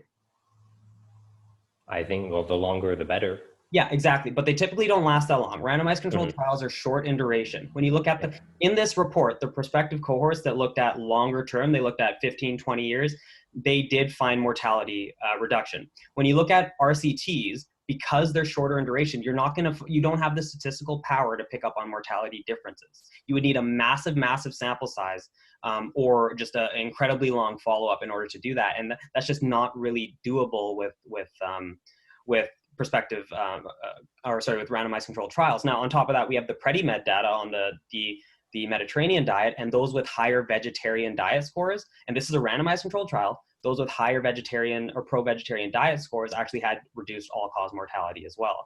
So this, you don't find significant relationships for that, but it's because it's impossible statistically to pick up on it in such a short time. Chronic disease takes a long time to develop and to have significant differences in actual mortality outcomes, because not everybody who has a heart attack dies from it. Is going to be just next to impossible unless you have that crazy follow-up time. Yeah, good. Previous one as well, reduction in saturated fat intake for cardiovascular disease. And again, reducing cardiovascular events by 21%. Again, depending on the context, it might not be fully applicable to high fat, low carb diets, high in animal foods and high in animal fats. Showing the same studies showed little or no effect reducing saturated fat on all-cause mortality or cardiovascular mortality or heart attack risk or CHD mortality. So again, you won't have as many heart attacks, but you might still die from heart disease. No, but that's because, again, it was based on RCTs. These were controlled feeding, or in some cases anyway, these are based on RCTs. You're not going to pick that up. It's impossible. You're asking for an impossible standard. And I can just as easily say, like, do you agree, Anthony, that smoking causes lung cancer? I think it's associated. You don't think, so you don't think we can say smoking causes lung cancer? It's associated.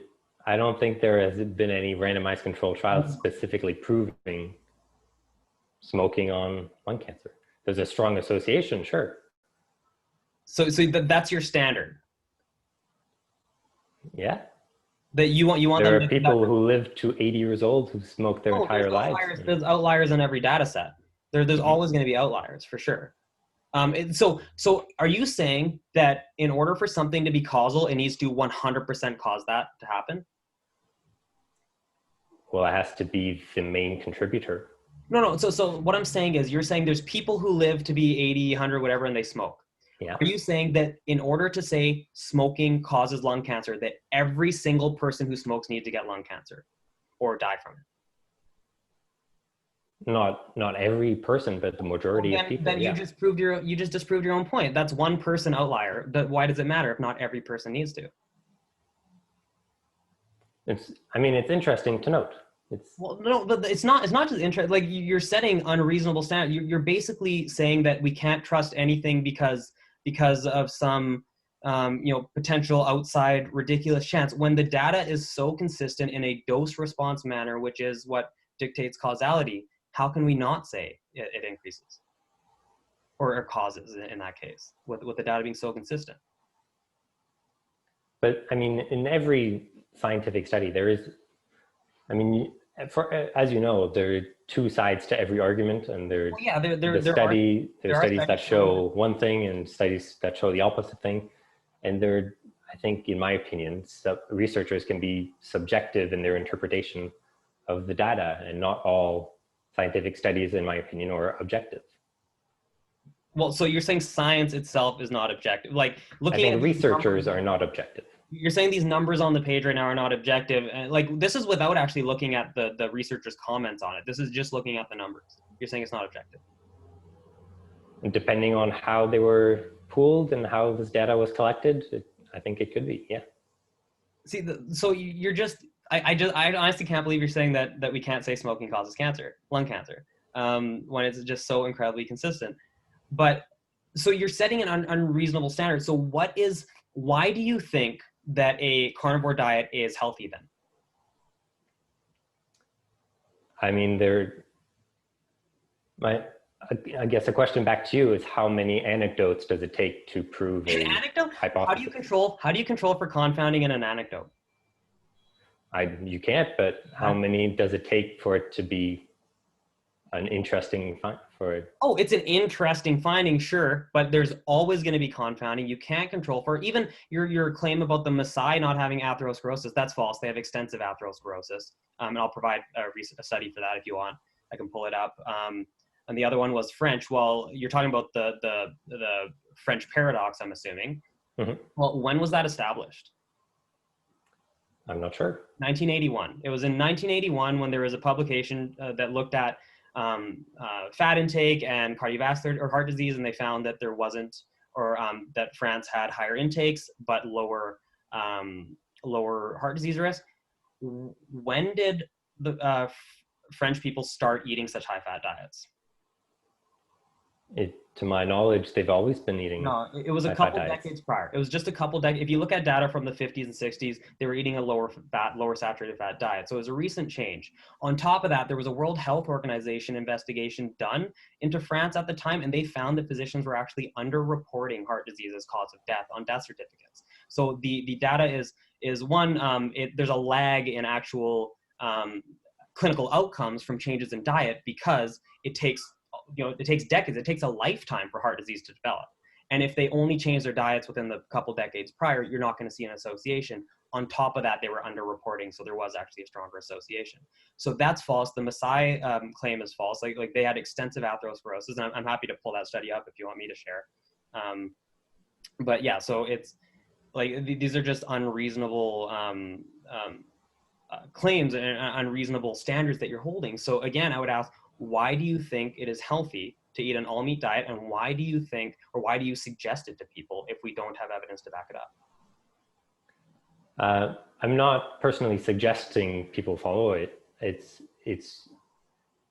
Again, it's interesting to see that many people seem to be thriving on this way of eating. In the short term. Again, this goes back to the short term. And I agree. I don't have any long-term data to provide it's safe or effective in the long term. Yeah, and I don't think you can argue the same thing for a plant-based diet. I don't think there are any long-term studies showing that plant-based diets are equally beneficial for health. I mean, hey, we should do another debate on that topic, because there's absolutely data on long-term vegans and vegetarians, 15-year follow-up, reduced all-cause mortality or morbidity metrics. If we look at AHS2, like it's just, there's absolutely data to support that, and far stronger data, but that's for another time. What we're talking about here is cholesterol and saturated fat, and still there's just the standard you're holding is making it so that you can't assume anything. You can't. How do you claim, or why do you think vegetable oils are harmful? Let's actually go there. Well, from what I've seen, I actually don't disagree that vegetable oils might be beneficial for heart disease. Okay. But it might just be the fact that it's a higher fat diet overall that contribute to the lower heart disease risk. But if you're basing that on the studies I showed looking at total fat versus saturated fat, if you're saying that total fat, if it comes from vegetable sources, may reduce risk, why can't you say that saturated fat increases risk when it's the same study and the same data set? And it might, in the context of a traditional processed food, unhealthy, typical American diet. But to associate that, to infer that the same finding would be found in a whole foods, low carb, animal-based diet, I think is unjustified. Yeah, but it could be worse. We just don't know. It could be worse. It could be better. We don't know. And we do have data on high animal food intake. And like we have studies on actual paleo diets where they increase saturated fat consumption, but they're still eating lots of, just overall healthier whole foods diets, and they increase cardiovascular risk factors. There's all sorts. So again, it's literally just saying that we can't trust anything at this point. And you agree that we can't say smoking causes cancer. I just want to be very clear with that. I don't think you can directly associate both. You can directly infer that one causes the other. Directly. Okay. And if we have randomized, and so you're saying we would need a randomized controlled trial with sufficient length and time, sufficient number of participants, say 10,000 people for 10 years or something, in order to actually say that it causes the disease. Sure. Okay. And what about the, like I mentioned, PREDIMED, randomized controlled trial, largest randomized controlled trial on diet ever conducted, as far as I'm aware. Higher pro-vegetarian diet scores, lower all-cause mortality. It could be, but did they also measure people who consumed all animal-based diets in that study? So that's the standard. So what you're saying is that we have data showing that increasing saturated fat consumption, increasing animal fat consumption increases risk. You're saying it increases and then it drops off. That's your claim. My claim is that it doesn't increase risk in the context of a animal-based diet. But it increases risk in every other diet ever studied. Possibly, yeah. So you agree that saturated fat consumption for anybody on any diet, aside from maybe a all animal food, whatever diet, increases cardiovascular disease risk. It could be, yeah. That's what I've seen in the scientific literature. And so you're just claiming that there's potential for this increase in risk to somehow drop off at really high intakes eventually. I think there isn't any major risk to begin with if you're not consuming many carbohydrates or many plant foods. Okay, well, do you mind if I share a study then? Sure. I'd like to maybe wrap this up relatively quickly. Okay. Yeah, no, not for it to last a few hours long. Yeah, I would have 6 or so studies to review before we end, and then. Yeah. I just want to pull this up.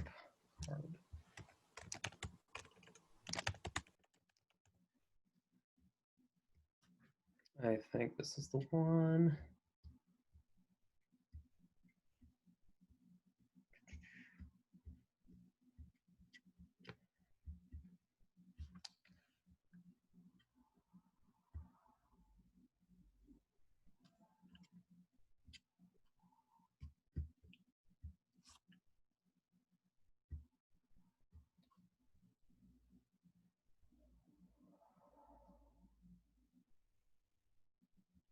Okay.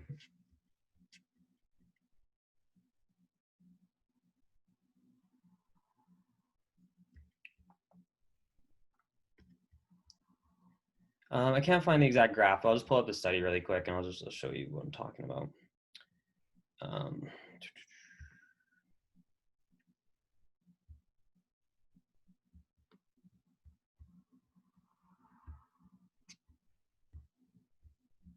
Okay, so this is the study by Reynolds. They found that carbohydrate quality is what mattered. So increasing high intakes of dietary fiber, whole grains were complementary. But if you look towards the low carb diets, and I can't find the exact table, there's a really nice graph of it that found actually, you know what? And do you know what the metrics for the how low carb was in this study? Yeah, just sorry, one sec. I gotta unshare this.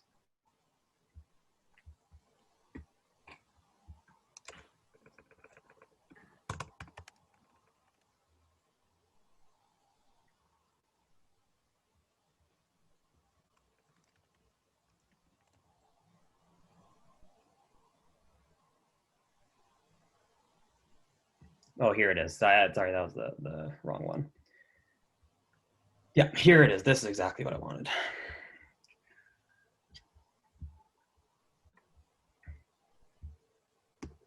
Okay, so I'll pull it up here. Oops, I'll just share it like this. So this is the study by Siedelman. It's from last year in the Lancet. And we're looking at this graph here. So as you can see, as energy from carbohydrates goes down. Now, do you remember the PURE study? Did you ever see the PURE study? I've heard of it. I haven't fully analyzed it. So the PURE study, what they did was they looked at so-called high carb versus low carb diets. They found that higher carb diets led to increased risk, as you can see over here. And this is looking at mortality. Yeah, so increased mortality risk. But what maybe we can talk about this a bit later. I'd like to focus on heart disease. I want to talk about this later on, but maybe for the sake of this argument today, just focus on heart disease. Okay, well, I'm just showing that as you go lower carb, mortality went up, and most of that was heart disease, as it's the #1 killer. But okay, you can go ahead with whatever's next. Yep. So I'll share the so I think 6 studies I have left. So again, just to recap, we saw that, you'd argue differently, but there are some populations that consume lots of saturated fat and have relatively little heart disease. I'll go through my studies and then maybe later on. We see that people with low LDL might still develop heart disease. So there are inconsistencies and potential logical fallacies in the traditional hypothesis. So one explanation, I'm not saying this is the end-all explanation for heart disease, but is that not all LDL is the same. So a doctor from Australia, Paul Mason, mentions that, or theorizes that saturated fat makes LDL high, but sugar makes LDL bad. So what do I mean by bad and good LDL? There are what are seen to be as 2 types of, or patterns of LDL, pattern A and pattern B. Pattern A being large buoyant LDL, which seem to be less atherogenic, as we will see in later studies, and small dense LDL, which seem to be more atherogenic. Large buoyant LDL are mostly mainly raised due to a high fat diet, whereas small dense LDL seem to be caused by glycation or oxidation of a large healthy LDL. Again, we will see this in later studies. And just to give an idea of what LDL is and how it's measured, we can imagine we have 2 jars, and based on how full they are, that is your LDL level. And the traditional LDL measurement is its concentration, so the volume it takes up in the blood. And surprisingly, LDL isn't even measured, but it's calculated based on taking total cholesterol, subtracting HDL, subtracting triglycerides, divided by 2.14. So I would argue this is not an ideal metric to assuredly determine your LDL levels and what kind of LDL you have in your system. So we have this volume, but we don't know anything about the LDL particles themselves within these concentrations. And this is just for the sake of argument, and this is probably a highly unrealistic measure, but just to give you an example that even though you could have lower LDL concentration, you might have more small dense LDL, pattern B particles, and whereas if you have higher LDL, it's possible that you have fewer but larger buoyant LDL particles. Again, a similar example, 2 people could have the exact same LDL concentrations of 130, and yet their particle sizes are different and have different risks for heart disease. So the study looks at oxidized LDL and risk of cardiovascular disease, showing that oxidized LDL was 1.79, where the risk ratio was 1.79 for heart disease. So almost an 80% increase. I'm not sure of the specific metrics of how much oxidized LDL was in the system or was needed to promote heart disease. But there were many factors that can oxidize LDL, from a high carb diet to trans fats, smoking, diabetes, environmental toxins, even stress have been found in the literature to oxidize LDL. Again, an image from the study showing an increase in heart disease risk from a greater concentration of small LDL particles. Again, looking similarly at the same idea that small dense LDL increases the risk for heart disease, whereas large LDL particles were not associated with heart disease, and that those with elevated large pattern cholesterol had 50% lower heart disease risk over the first 7 years follow-up. And again, summarizing that total LDL concentration is only a crude marker of the overall patterns of LDL that we see in the blood. Graphs from the study showing that in the top, that those with the most large LDL had lower cardiovascular mortalities over the period of follow-up. And inversely on the bottom, we see that those with the most small LDL, so the greater amounts of small LDL, had the greatest mortality from cardiovascular events. And this one just showing that saturated fat, this doesn't directly correlate or translate to heart disease risk, but showing that saturated fat seems to increase large LDL particles much more than they do small LDL particles, which could be an explanation as to why people who eat saturated fat seem to have lower heart disease risk, despite having higher LDL. We haven't shown that out of everything we've talked about. We've consistently seen an increased risk, besides the skepticism that you might not see that in like an all meat diet, for example. Okay. So, sure. that claim isn't really accurate, that we don't see that. And to talk again about these small particles, it could be that these small particles themselves aren't atherogenic. There are a couple of hypotheses as to why these small LDL particles seem to be more atherogenic than the large particles. And it could be that these particles are simply a marker for general cardiovascular ill health and may not have a direct effect on cardiovascular disease. And just a couple of graphs from that study showing that the high fat group had almost 3 times as much saturated fat as the low fat group. And the high fat group did indeed have higher LDL cholesterol concentration than the low fat diet. And yet on the bottom, we see LDL1 to LDL4, LDL1 being the biggest particle sizes. And the high fat group had higher concentrations of large LDL particles, whereas the low fat group, even though they had lower total cholesterol, had more small, dense LDL particles. And just a last one here, showing that, or actually, I'll let you go on to and address what you'd like to address. Yeah, good. I just want to make a note of this real quick. This is ASI. They have autopsy reports find measurements of aorta showed extensive atherosclerosis with lipid infiltration and fibrous changes, but very few complicated lesions.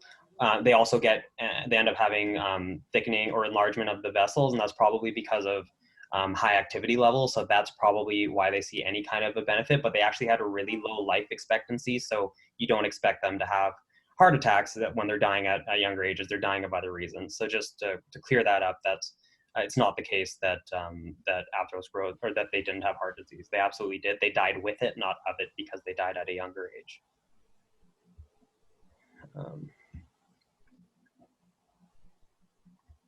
Okay, now associations between oxidized LDL and atherosclerosis.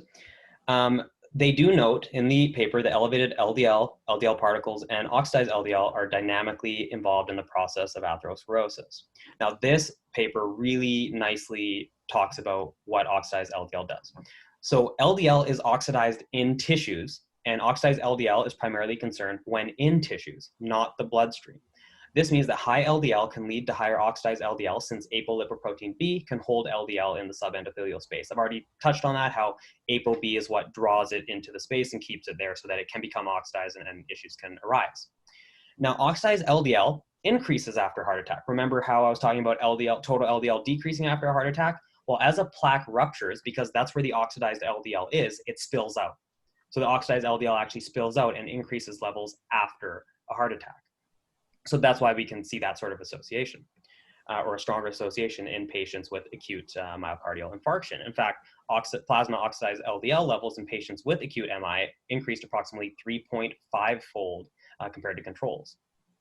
And this increase in plasma ox LDL levels appeared to be temporal change during the follow-up study. So like I said, it's not causing the issue. It's being spilled out from the plaque, and it is high LDL in the first place that led to that. Now, if we look at, this is again from the same paper, yellow are the levels of oxidized LDL, red is the plaque volume. Now, during the formation of plaque, oxidized LDL can be quite high, but once you actually have heart disease, once the plaque buildup is really there, the oxidized LDL remains in the plaque. It's not actually in the bloodstream. So blood levels wouldn't be the best marker there. Now, this is as plaques stabilize or regress as well. So through drug treatment, through dietary intervention, as the plaque stabilizes, ox-LDL can actually move from outside of tissues into the bloodstream. That can also raise levels. So that's kind of another confounding issue there. And LDL is formed in the inflammatory tissues rather than in the blood. So LDL has to get into the tissues before it gets oxidized. It doesn't just get oxidized in the bloodstream, and it doesn't cause issues in the bloodstream itself. That's, like I already mentioned, ApoB holds it in the subendothelial space where it can become oxidized. Now, fruits and vegetables, I should note, this is from the paper you cited. The authors actually suspect that it may impact ox-LDL levels. Anyway, it might actually reduce oxidized LDL levels. Not that, like I've already mentioned, total LDL seems to be a bigger concern or better marker, but worth noting. And oxidized LDL is proportional to total LDL. So this study looks at the Pearson's correlation coefficients, and total LDL is very strongly correlated with oxidized LDL. And this study on pregnant women, same thing. This is incredibly linear, the association between LDL, total LDL and oxidized LDL. And oxidized LDL also tracks with total cholesterol and triglycerides. So that's important to note too. There could be other factors leading to these higher LDL readings. So just all over, oxidized LDL as a sole marker doesn't seem to be the best. It's also closely related with glucose and hemoglobin A1C, but not quite statistically significant, but worth mentioning. And I should note, a gluten-free vegan diet actually reduces oxidized LDL based on this randomized controlled trial. And this, from just 4 days ago, this was released. This is a randomized crossover trial between a vegetarian diet and a meat-based diet, meat-inclusive diet, I should call it, where proteins, carbs, fats, total fats, and dietary fibers, saturated fats, all kept equal. Literally, the only thing that changed was meat consumption for other plant products, and it reduced both total LDL and oxidized LDL levels. And if we want to go into the specific diets, you can see adherence was very similar between the two, very strong. We don't need to go through all the specifics of that. There's like a 3-gram difference in fiber intake. That's hardly anything, so pretty good. And you mentioned this one. So I want to note, this is on the LDL subfractions, so small LDL versus large. Actually, before I do this though, would you agree after seeing that data that oxidized LDL may not be the best marker? I think it's more associated than large LDL. Would you agree? Wait, oxidized LDL is more associated than non-oxidized LDL. But what about total cholesterol? Like total LDL cholesterol? I think oxidized LDL is still a better marker than total LDL cholesterol. But they increase together. And once the plaque is there, oxidized LDL actually drops. Do you know what diets these people were eating? It's irrelevant. This is looking at their actual levels. Like this is. But why were their LDLs elevated? Oh, well, it could be dietary. It could be, and if it was dietary, that's an indication of more saturated fat and cholesterol consumption. So it could be dietary related. It could be genetically related. There are all sorts of possibilities. This was a review paper. But like here, would you agree that as plaques build, oxidized LDL actually goes down? So it's not a marker of your atherosclerosis at that given point. It could be, yeah. And then as plaques stabilize, ox-LDL goes up, but that's a good thing that plaque is stabilizing. And LDL itself, would you agree that oxidized LDL in the bloodstream is not the issue? Sure, yeah. Yeah, so if oxidized LDL in the bloodstream isn't an issue, why would you think that oxidized LDL measurements are more accurate than LDL cholesterol measurements? Well, LDL cholesterol itself doesn't tell you anything about the particles. It just tells you about forget about particle size. I'm gonna get to particle size. I'm talking about oxidized LDL. Like, would you agree that total LDL number is more important than oxidized LDL because that is what leads to oxidized LDL based off the pathophysiology I just went over? I think it could be an explanation. But we literally have mechanistic data showing that this happens. Maybe in the context of the diets that they were eating, but I can't agree that in the case of an animal-based diet, high LDL would cause oxidized LDL. What data do you have to support that? I don't, but I don't think it hasn't been studied.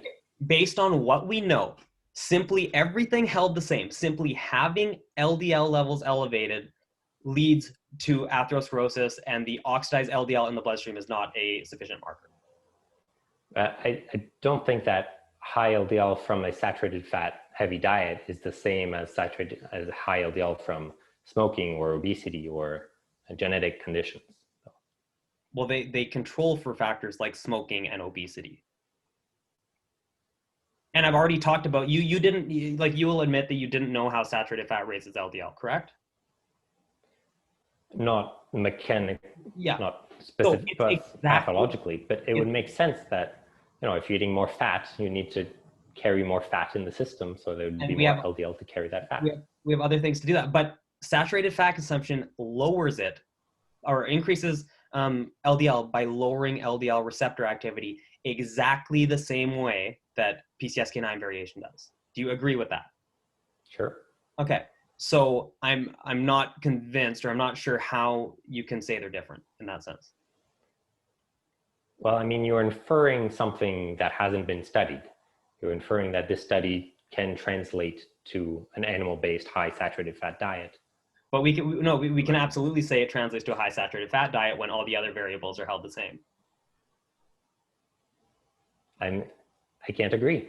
Well, because it hasn't been specifically studied, I can't agree that you can translate this to a high saturated fat diet. I'm not saying that. I'm saying we can say everything held the same, that saturated fat consumption raises LDL and causes disease that way. We can absolutely say that, based on like the scientific advisory committee report we went over and all of that.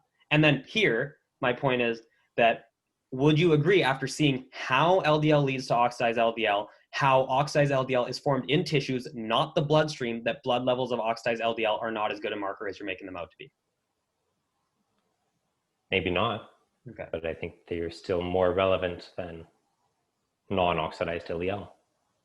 Based on what? Like this was looking at this was looking at, I believe, post heart attack as well, when ox LDL goes up. Were they not? I believe they were looking at heart attack patients. Yeah, ASCVD, I believe it was events. Correct me if I'm wrong on that. But that was after levels go up post MI, which I talked about, because the plaque ruptures and releases oxidized LDL. It could be. If you have plaques and the plaques rupture, then yeah. Then but if we look at oxidized LDL and actual plaque formation, no plaque, high ox LDL, plaque, low ox LDL. But that's because it's inside the plaque. So again, blood measurements are not accurate. Okay. Okay. We went through all that.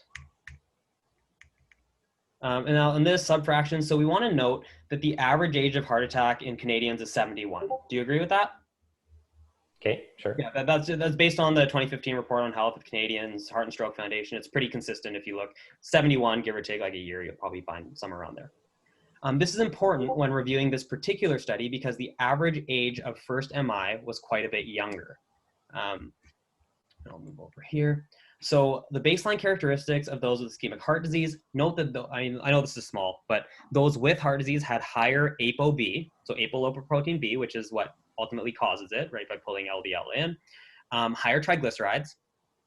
Where are triglycerides? Triglycerides, and the rise in LDL was driven by small dense LDL. So if you took those without and those with, the difference was accounted for pretty much entirely by small dense LDL particles. Now, if we look at the stratification of large LDL by tertiles, we actually see that that the difference is very minor. So let's look at the tertiles of large, total LDL. Where is it? the differences are pretty small, and the differences between large LDL tertiles and total LDL is fairly big. But if we look at specifically large LDL particles, it's a very small increase.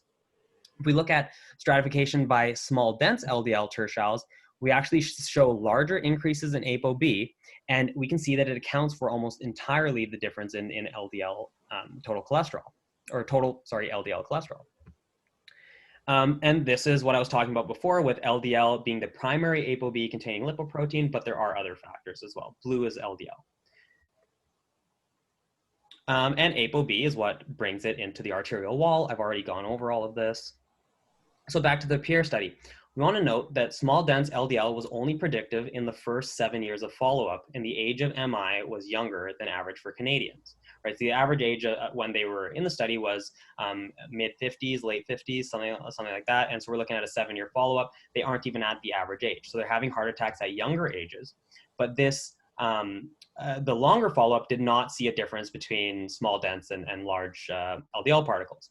So this indicates that small dense LDL leads to more severe disease course, but not that large LDL is safe.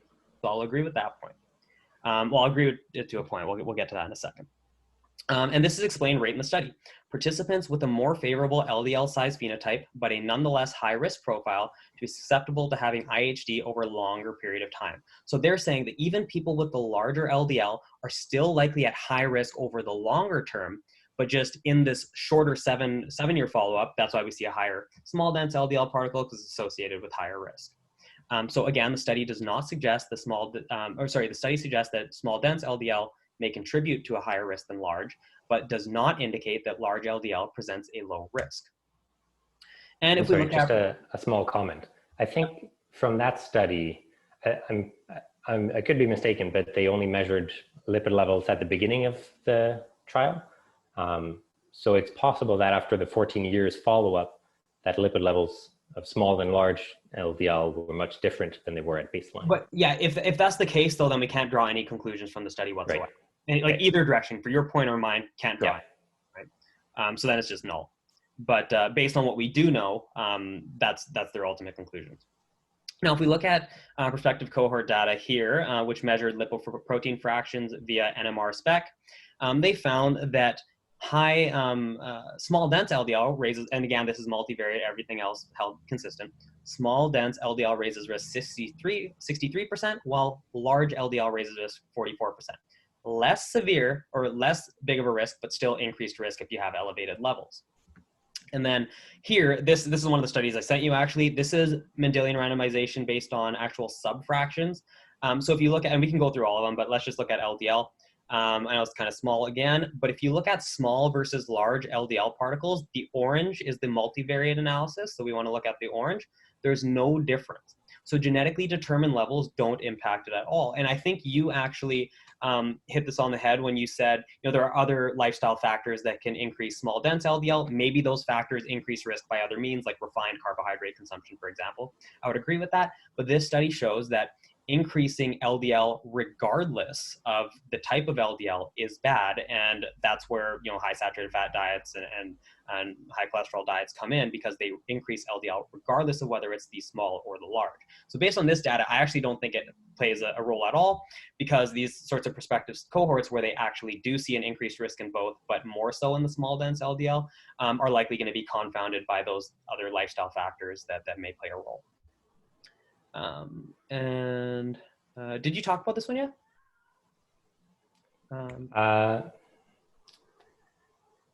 Creon, 1998. Nope, it's the next one on my list. Okay, so let's throw it back over. Okay. Unless you have anything to add to what I just said. Nope. Okay, so are we in agreement then that it doesn't make a difference? It makes less of a difference, but but I would agree, based on what you provided, that large LDL in high concentrations can be more atherogenic. Yeah, okay. So we agree that both can if you elevate. Okay.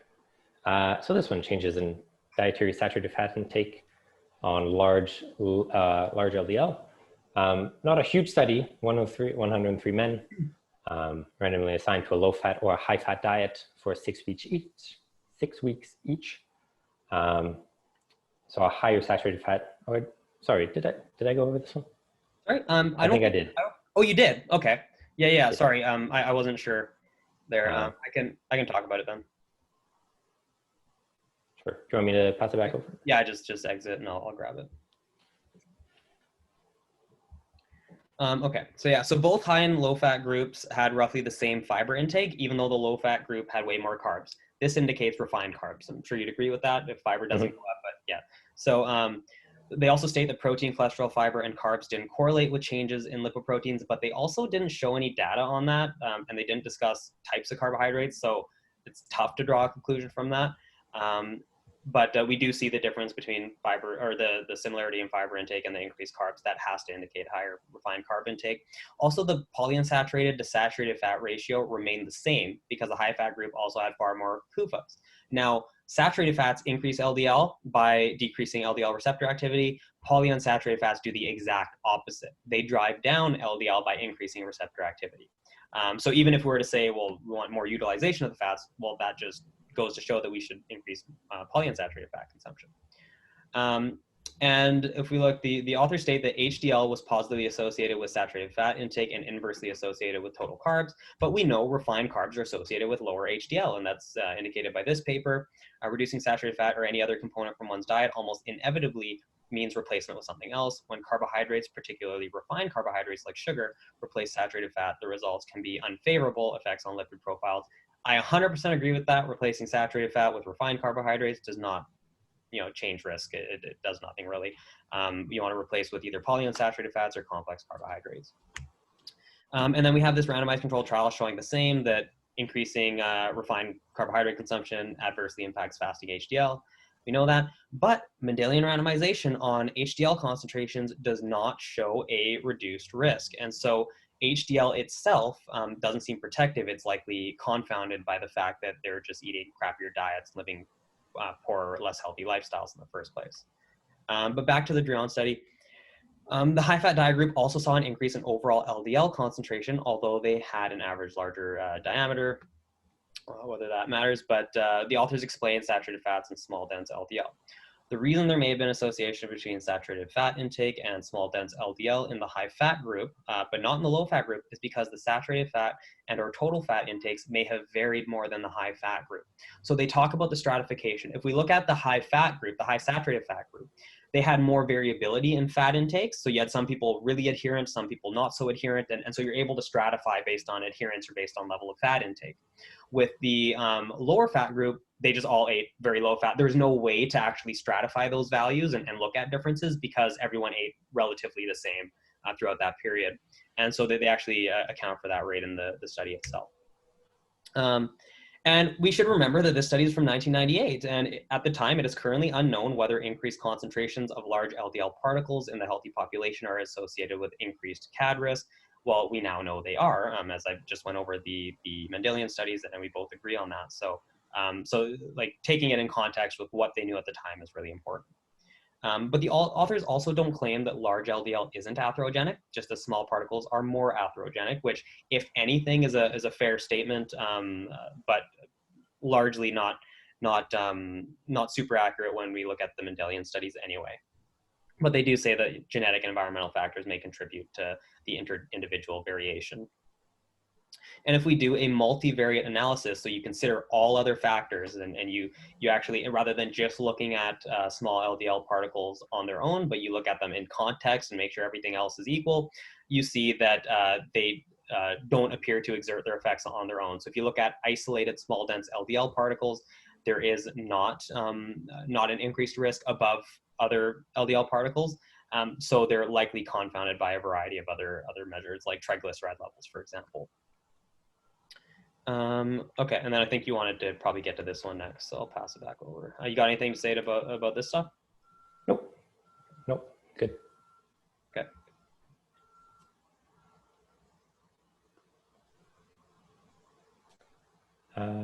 So we went through this one. And among the last ones, we see atherogenic lipoprotein phenotype,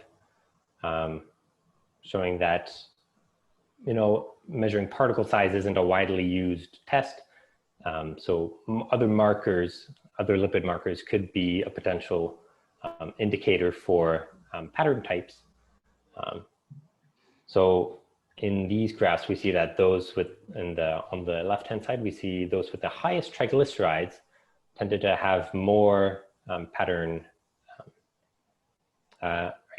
B LDL, or the small dense LDL, whereas if you had lower triglycerides, you would have higher large buoyant LDL. And inversely, we see the opposite effect with HDL. So the higher your HDL, the more large buoyant LDL you would have. And the lower, the lower your HDL, the more small dense LDL you would have. And again, showing the recommended, considered good ranges of triglycerides and HDL, both are in the range of having higher large buoyant LDL. And I have just one more along the same lines, kind of to make up for the dairy study. Again, not a huge study, 340 participants, associating elevated triglycerides with heart attacks by 6.8 times. And taking into account HDL and triglycerides together, those with the highest triglycerides and the lowest HDL were seen to have 16 times the risk of heart attacks compared to those with the lowest triglycerides and the highest HDL. So just overall, if I would think that if your triglycerides are low and you have high HDL, LDL is less of an important measure to heart disease risk. All right. So you want to pass it back over just for that one? There's actually one study I didn't go over yet either, but okay. So based on the study, so I actually don't take issue with the fact that genetics play a role in determining your lipoprotein phenotype. I agree with that. I've literally gone over Mendelian studies showing that, right? That genetics can impact it. But we also need to note that phenotype B was higher in LDL, ApoB, triglycerides, small dense, total cholesterol. So it's possible that these are confounded, right? That these things aren't happening. They're overall phenotypes, but they aren't happening in isolation. And that goes back to what I showed with the multivariate regression, right? When you consider these other factors, small dense LDL itself doesn't seem to be more or less atherogenic than large LDL or whatever. It's just in context or without considering other factors, then yes, it can appear that way because it's associated with poor overall phenotypes. But again, I already talked about how LDL itself, in the absence of dyslipidemia, hypertension, diabetes, and smoking, increases risk as we go up. So this is in the absence of those other factors that are discussed there. Now, going back to, there's one study, I think there's just the one that I haven't gone over yet out of my group, so I'll try to pull that up.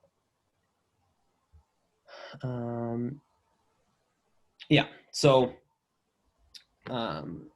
this was a systematic review and meta-analysis of randomized controlled trials where they're replacing saturated fat with polyunsaturated fats.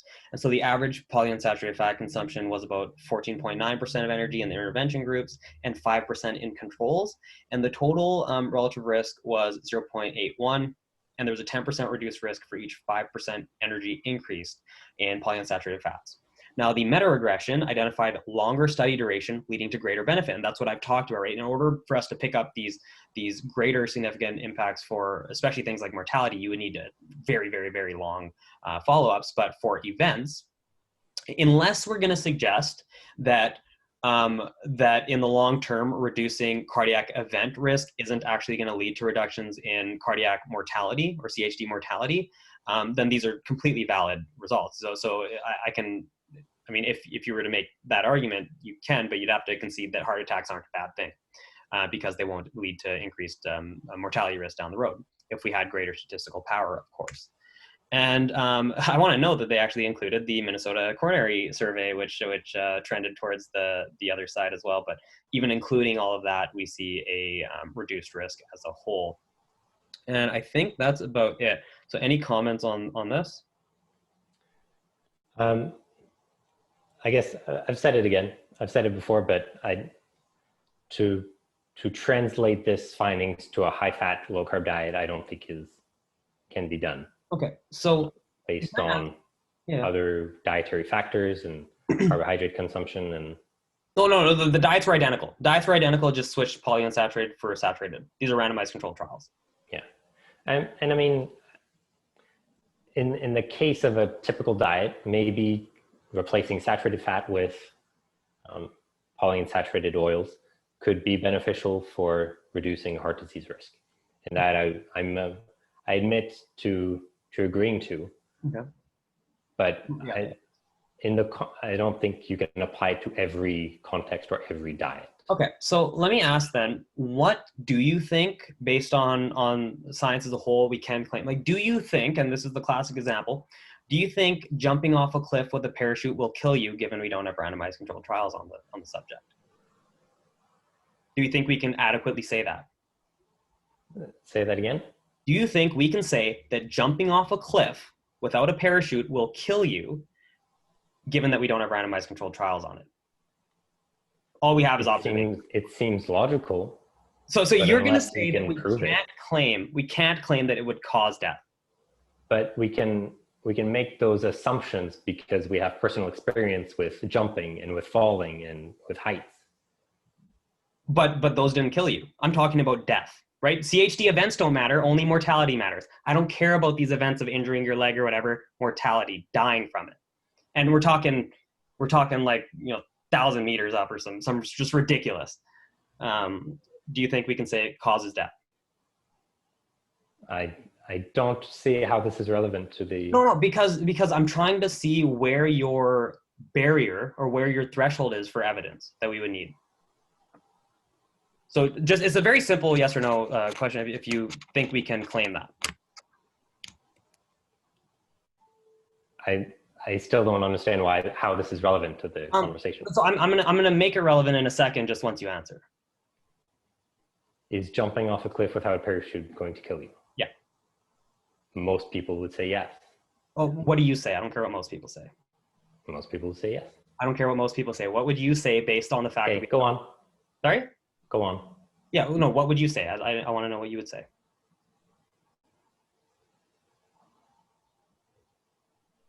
Nothing? It depends on the context. No, the context is you're really high up. And yeah, you're like way up there. Would jumping off a cliff kill you? What's at the bottom? It's just concrete. Okay, well, I needed to know that before answering the question, didn't I? Well, no, you could jump, okay, 1,000 feet up doesn't matter what's below you.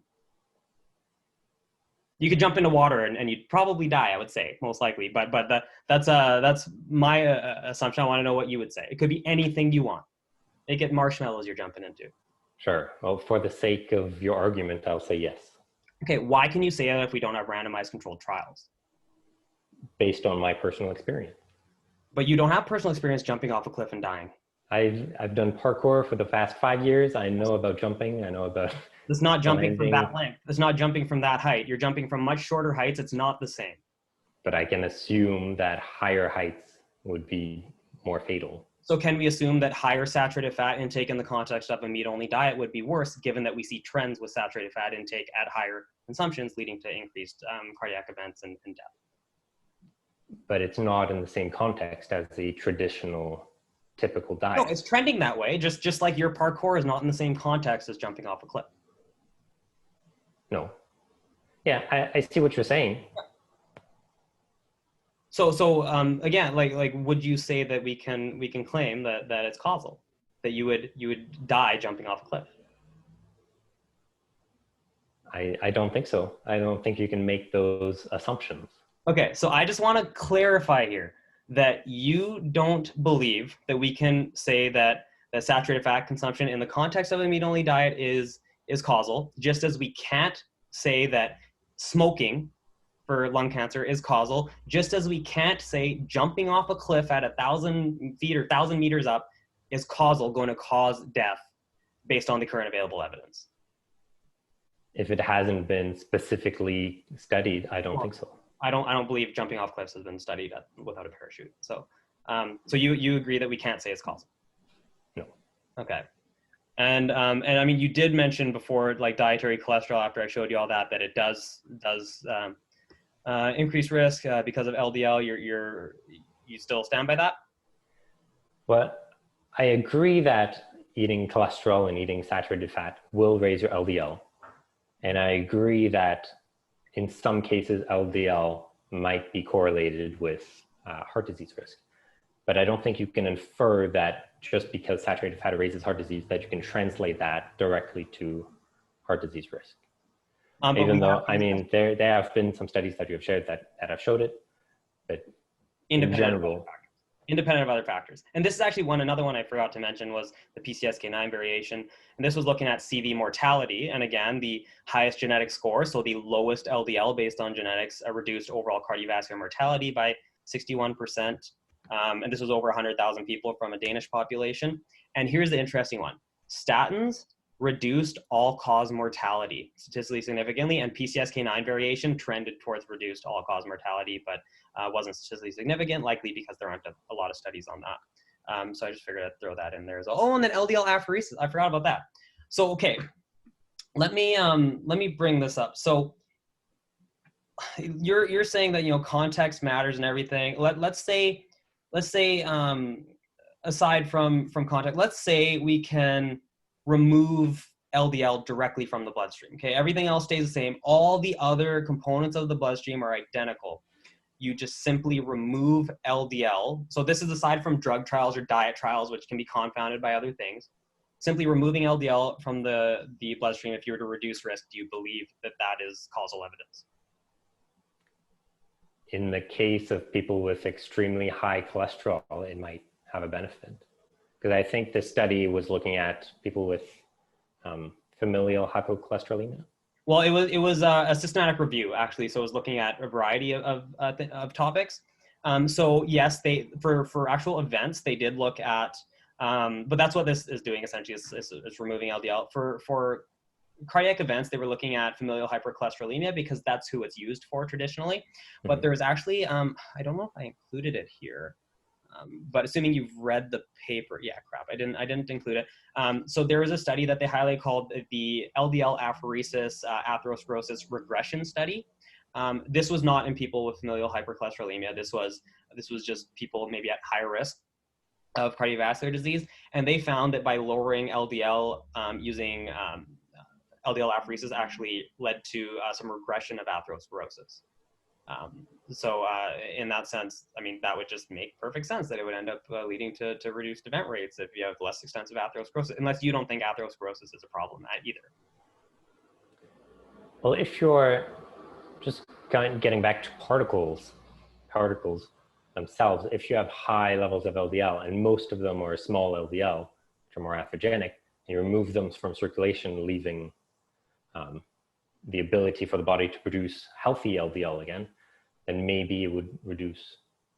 We've already talked about this, how genetically determined LDL levels lead to exactly the same risk, depending on whether it's large or small. And when you consider other confounding variables, and the phenotype study you suggested showed confounding, when you consider confounding, it doesn't matter. Small dense is not worse than large. They're both bad. So do you have like any other argument for that, or would you concede that both are equally as bad? I don't think they're equally as bad. Would you consider both are bad? Both might increase risks if you have excess LDL. Okay, so excess LDL, regardless of whether it's large or small, increases risk. You'd concede that? Not to the same degree, but yeah. Okay, but then how would you counter this, where it's genetically determined and they do a multivariate analysis where they consider other factors? Yeah, sure, could be. Okay. So like, if you have no argument for that, why can't you just accept it? Like that's the best causal evidence we can have. I mean, the thing about science is that it's a constantly evolving field. Okay, just because we have a finding today that seems to be determinant of a certain case doesn't mean that it's right, and that it, 500 years ago people thought the earth was flat, and some random guy said, well, actually it might be round, and then they probably bashed him, and they probably thought, oh, he's a crazy person for theorizing that. So you're claiming that the research you've shown on LDL subfractions, because that shows different results, even though I've brought up the confounding issue in the multivariate analysis, you're saying that because that exists, we can't believe this, even though this is higher on the evidence hierarchy. and you don't fall by that? It could be a possible explanation. I'm not saying I'm right. I'm not saying I'm wrong. I'm not saying you're right, and I'm not saying you're wrong. But based on what we know, forget about right or wrong. Based on what we know, isn't the overall preponderance of evidence pointing to this being right? Let's forget about whether it is 100% right or not. Based on what we know, would you say this is more likely to be correct than what you're saying? Based on the current research, it might, yeah. So it is more likely to be correct that LDL particle size isn't super relevant, but LDL total LDL number is. In the study, sure, yeah. Okay, no, just based on what, like all the research we've gone over today. In the research that we've seen, sure. Okay, glad we have that. Anything else you want to say, closing remarks or anything? I don't think there's too much else to. I do have a closing conclusion. Go ahead. Slide if you'd like to. Go ahead. If you don't mind sharing. Oh yeah, I gotta unshare.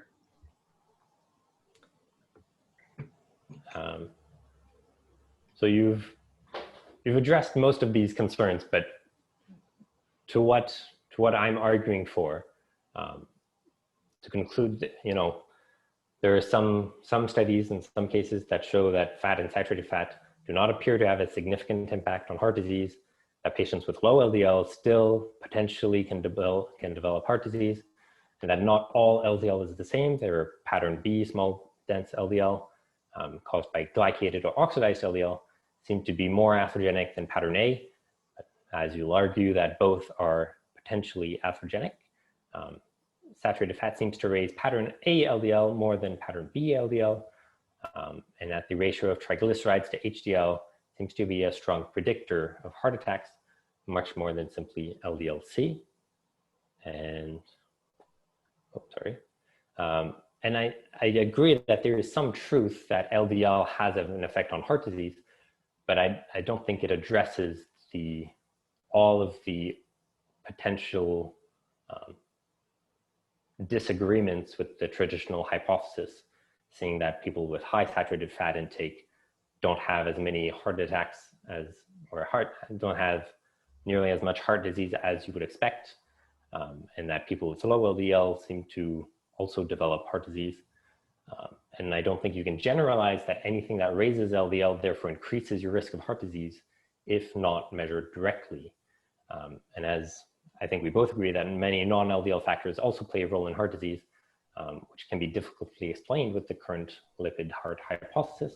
Can I just comment on that really quick?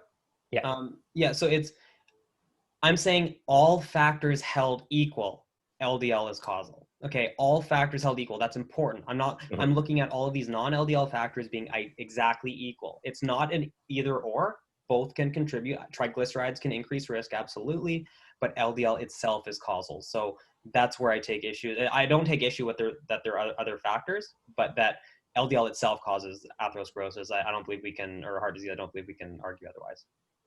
Okay, and maybe just to add on to that, how do you explain smoking increasing heart disease risk then? It seems to actually increase LDL, and on top of that, there are endothelial dysfunction that can, or endothelial damage that can possibly happen. There are all sorts of factors, but it does actually increase LDL. Okay, so all generally revolving around increasing LDL.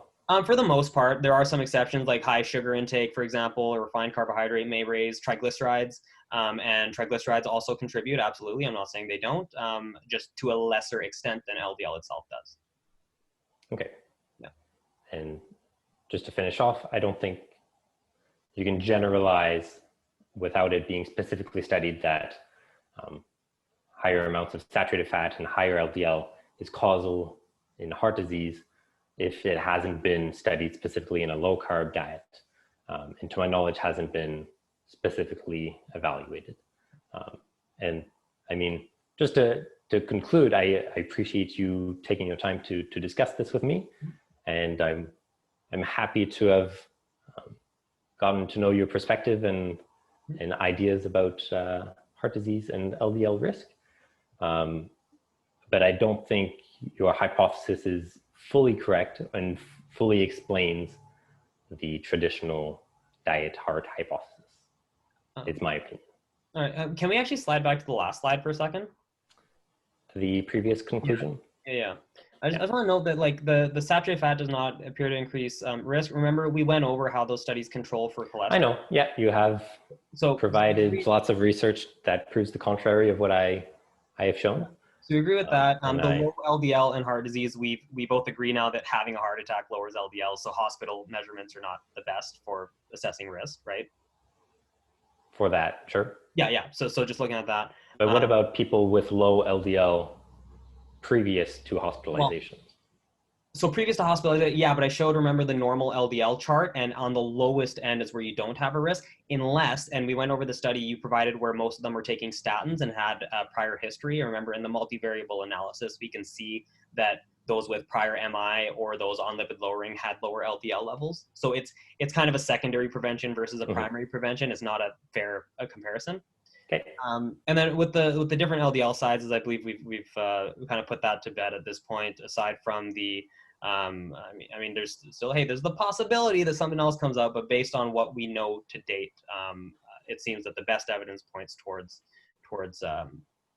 LDL size not being a big factor. And triglycerides, I agree they increase risk. You want to go to the next one? Yep, and that's all I had to say. So thank you. Yeah, and so I just want to take a quick peek. So I just want to again summarize. Basically, what you're saying is that because these things haven't been studied in the exact population you're suggesting, and because, I mean, even though we see trends with higher animal food consumption, animal fat consumption, and increased risk, that you're stating that these high LDL numbers, even when everything else is held equal, because they aren't studied in that specific population, that we can't say for sure that it increases risk, correct? Not for sure. Yeah, but okay. Like you said, there are trends, and it seems to might have an effect in the general population, but not just specifically in the case of an animal-based diet. Okay. And just to close out, because we don't have randomized controlled trials on it, you're saying that smoking, we can't say smoking causes lung cancer, and we can't say jumping off a cliff would cause death. I mean, smoking is strongly associated with cancer. And but it's not. To my knowledge, the studies that have shown associations show 3,000% increase in risk of relative risk lung cancer from smoking. Yeah. But to fully attribute smoking to lung cancer, because I mean, cancers in general have other factors that could play a role in lung cancers. Well, I mean, yeah, and if we want to go with the relative risk route, well, we can, I mean, from absolute risk, cardiovascular disease, saturated fat increases cardiovascular disease more if we look at absolute risk versus relatives. But if we want to look at relative risk alone, well, if you look at really small, really low saturated fat intakes versus higher, like there's a study by Z, which is XE 2006. They compare 1.7% of total energy from saturated fats versus 12 or 13% of total energy, and the relative risks are 5. It's a very strong 5.0, like incredibly strong. So I mean, we can always go that route too, but yeah, at the end of the day, if you think we can't claim the for sure causal, okay, and then you'd also bite the bullet on the jumping off a cliff remark, if I remember correctly, that we can't prove that it's causal for death. Correct? Okay. Sure. Cool. Okay. Well, thanks for doing this finally after we tried setting it up for a while. You've recorded, I recorded. If you have any issues, let me know. I'll send you over my copy or vice versa, hopefully. And yeah, if you want to get into like just animal versus plant for any other specific issues or whatever in the future, I'm happy to do that as well. But yeah, hopefully it's helped gain an understanding. So any last comments before I end it here? No. That's all I have to say. So thank you for your time, and thank you for listening. Post-COVID, we can do something in person, but yeah. Sure. Okay. Bye. All right. Sounds good. See ya.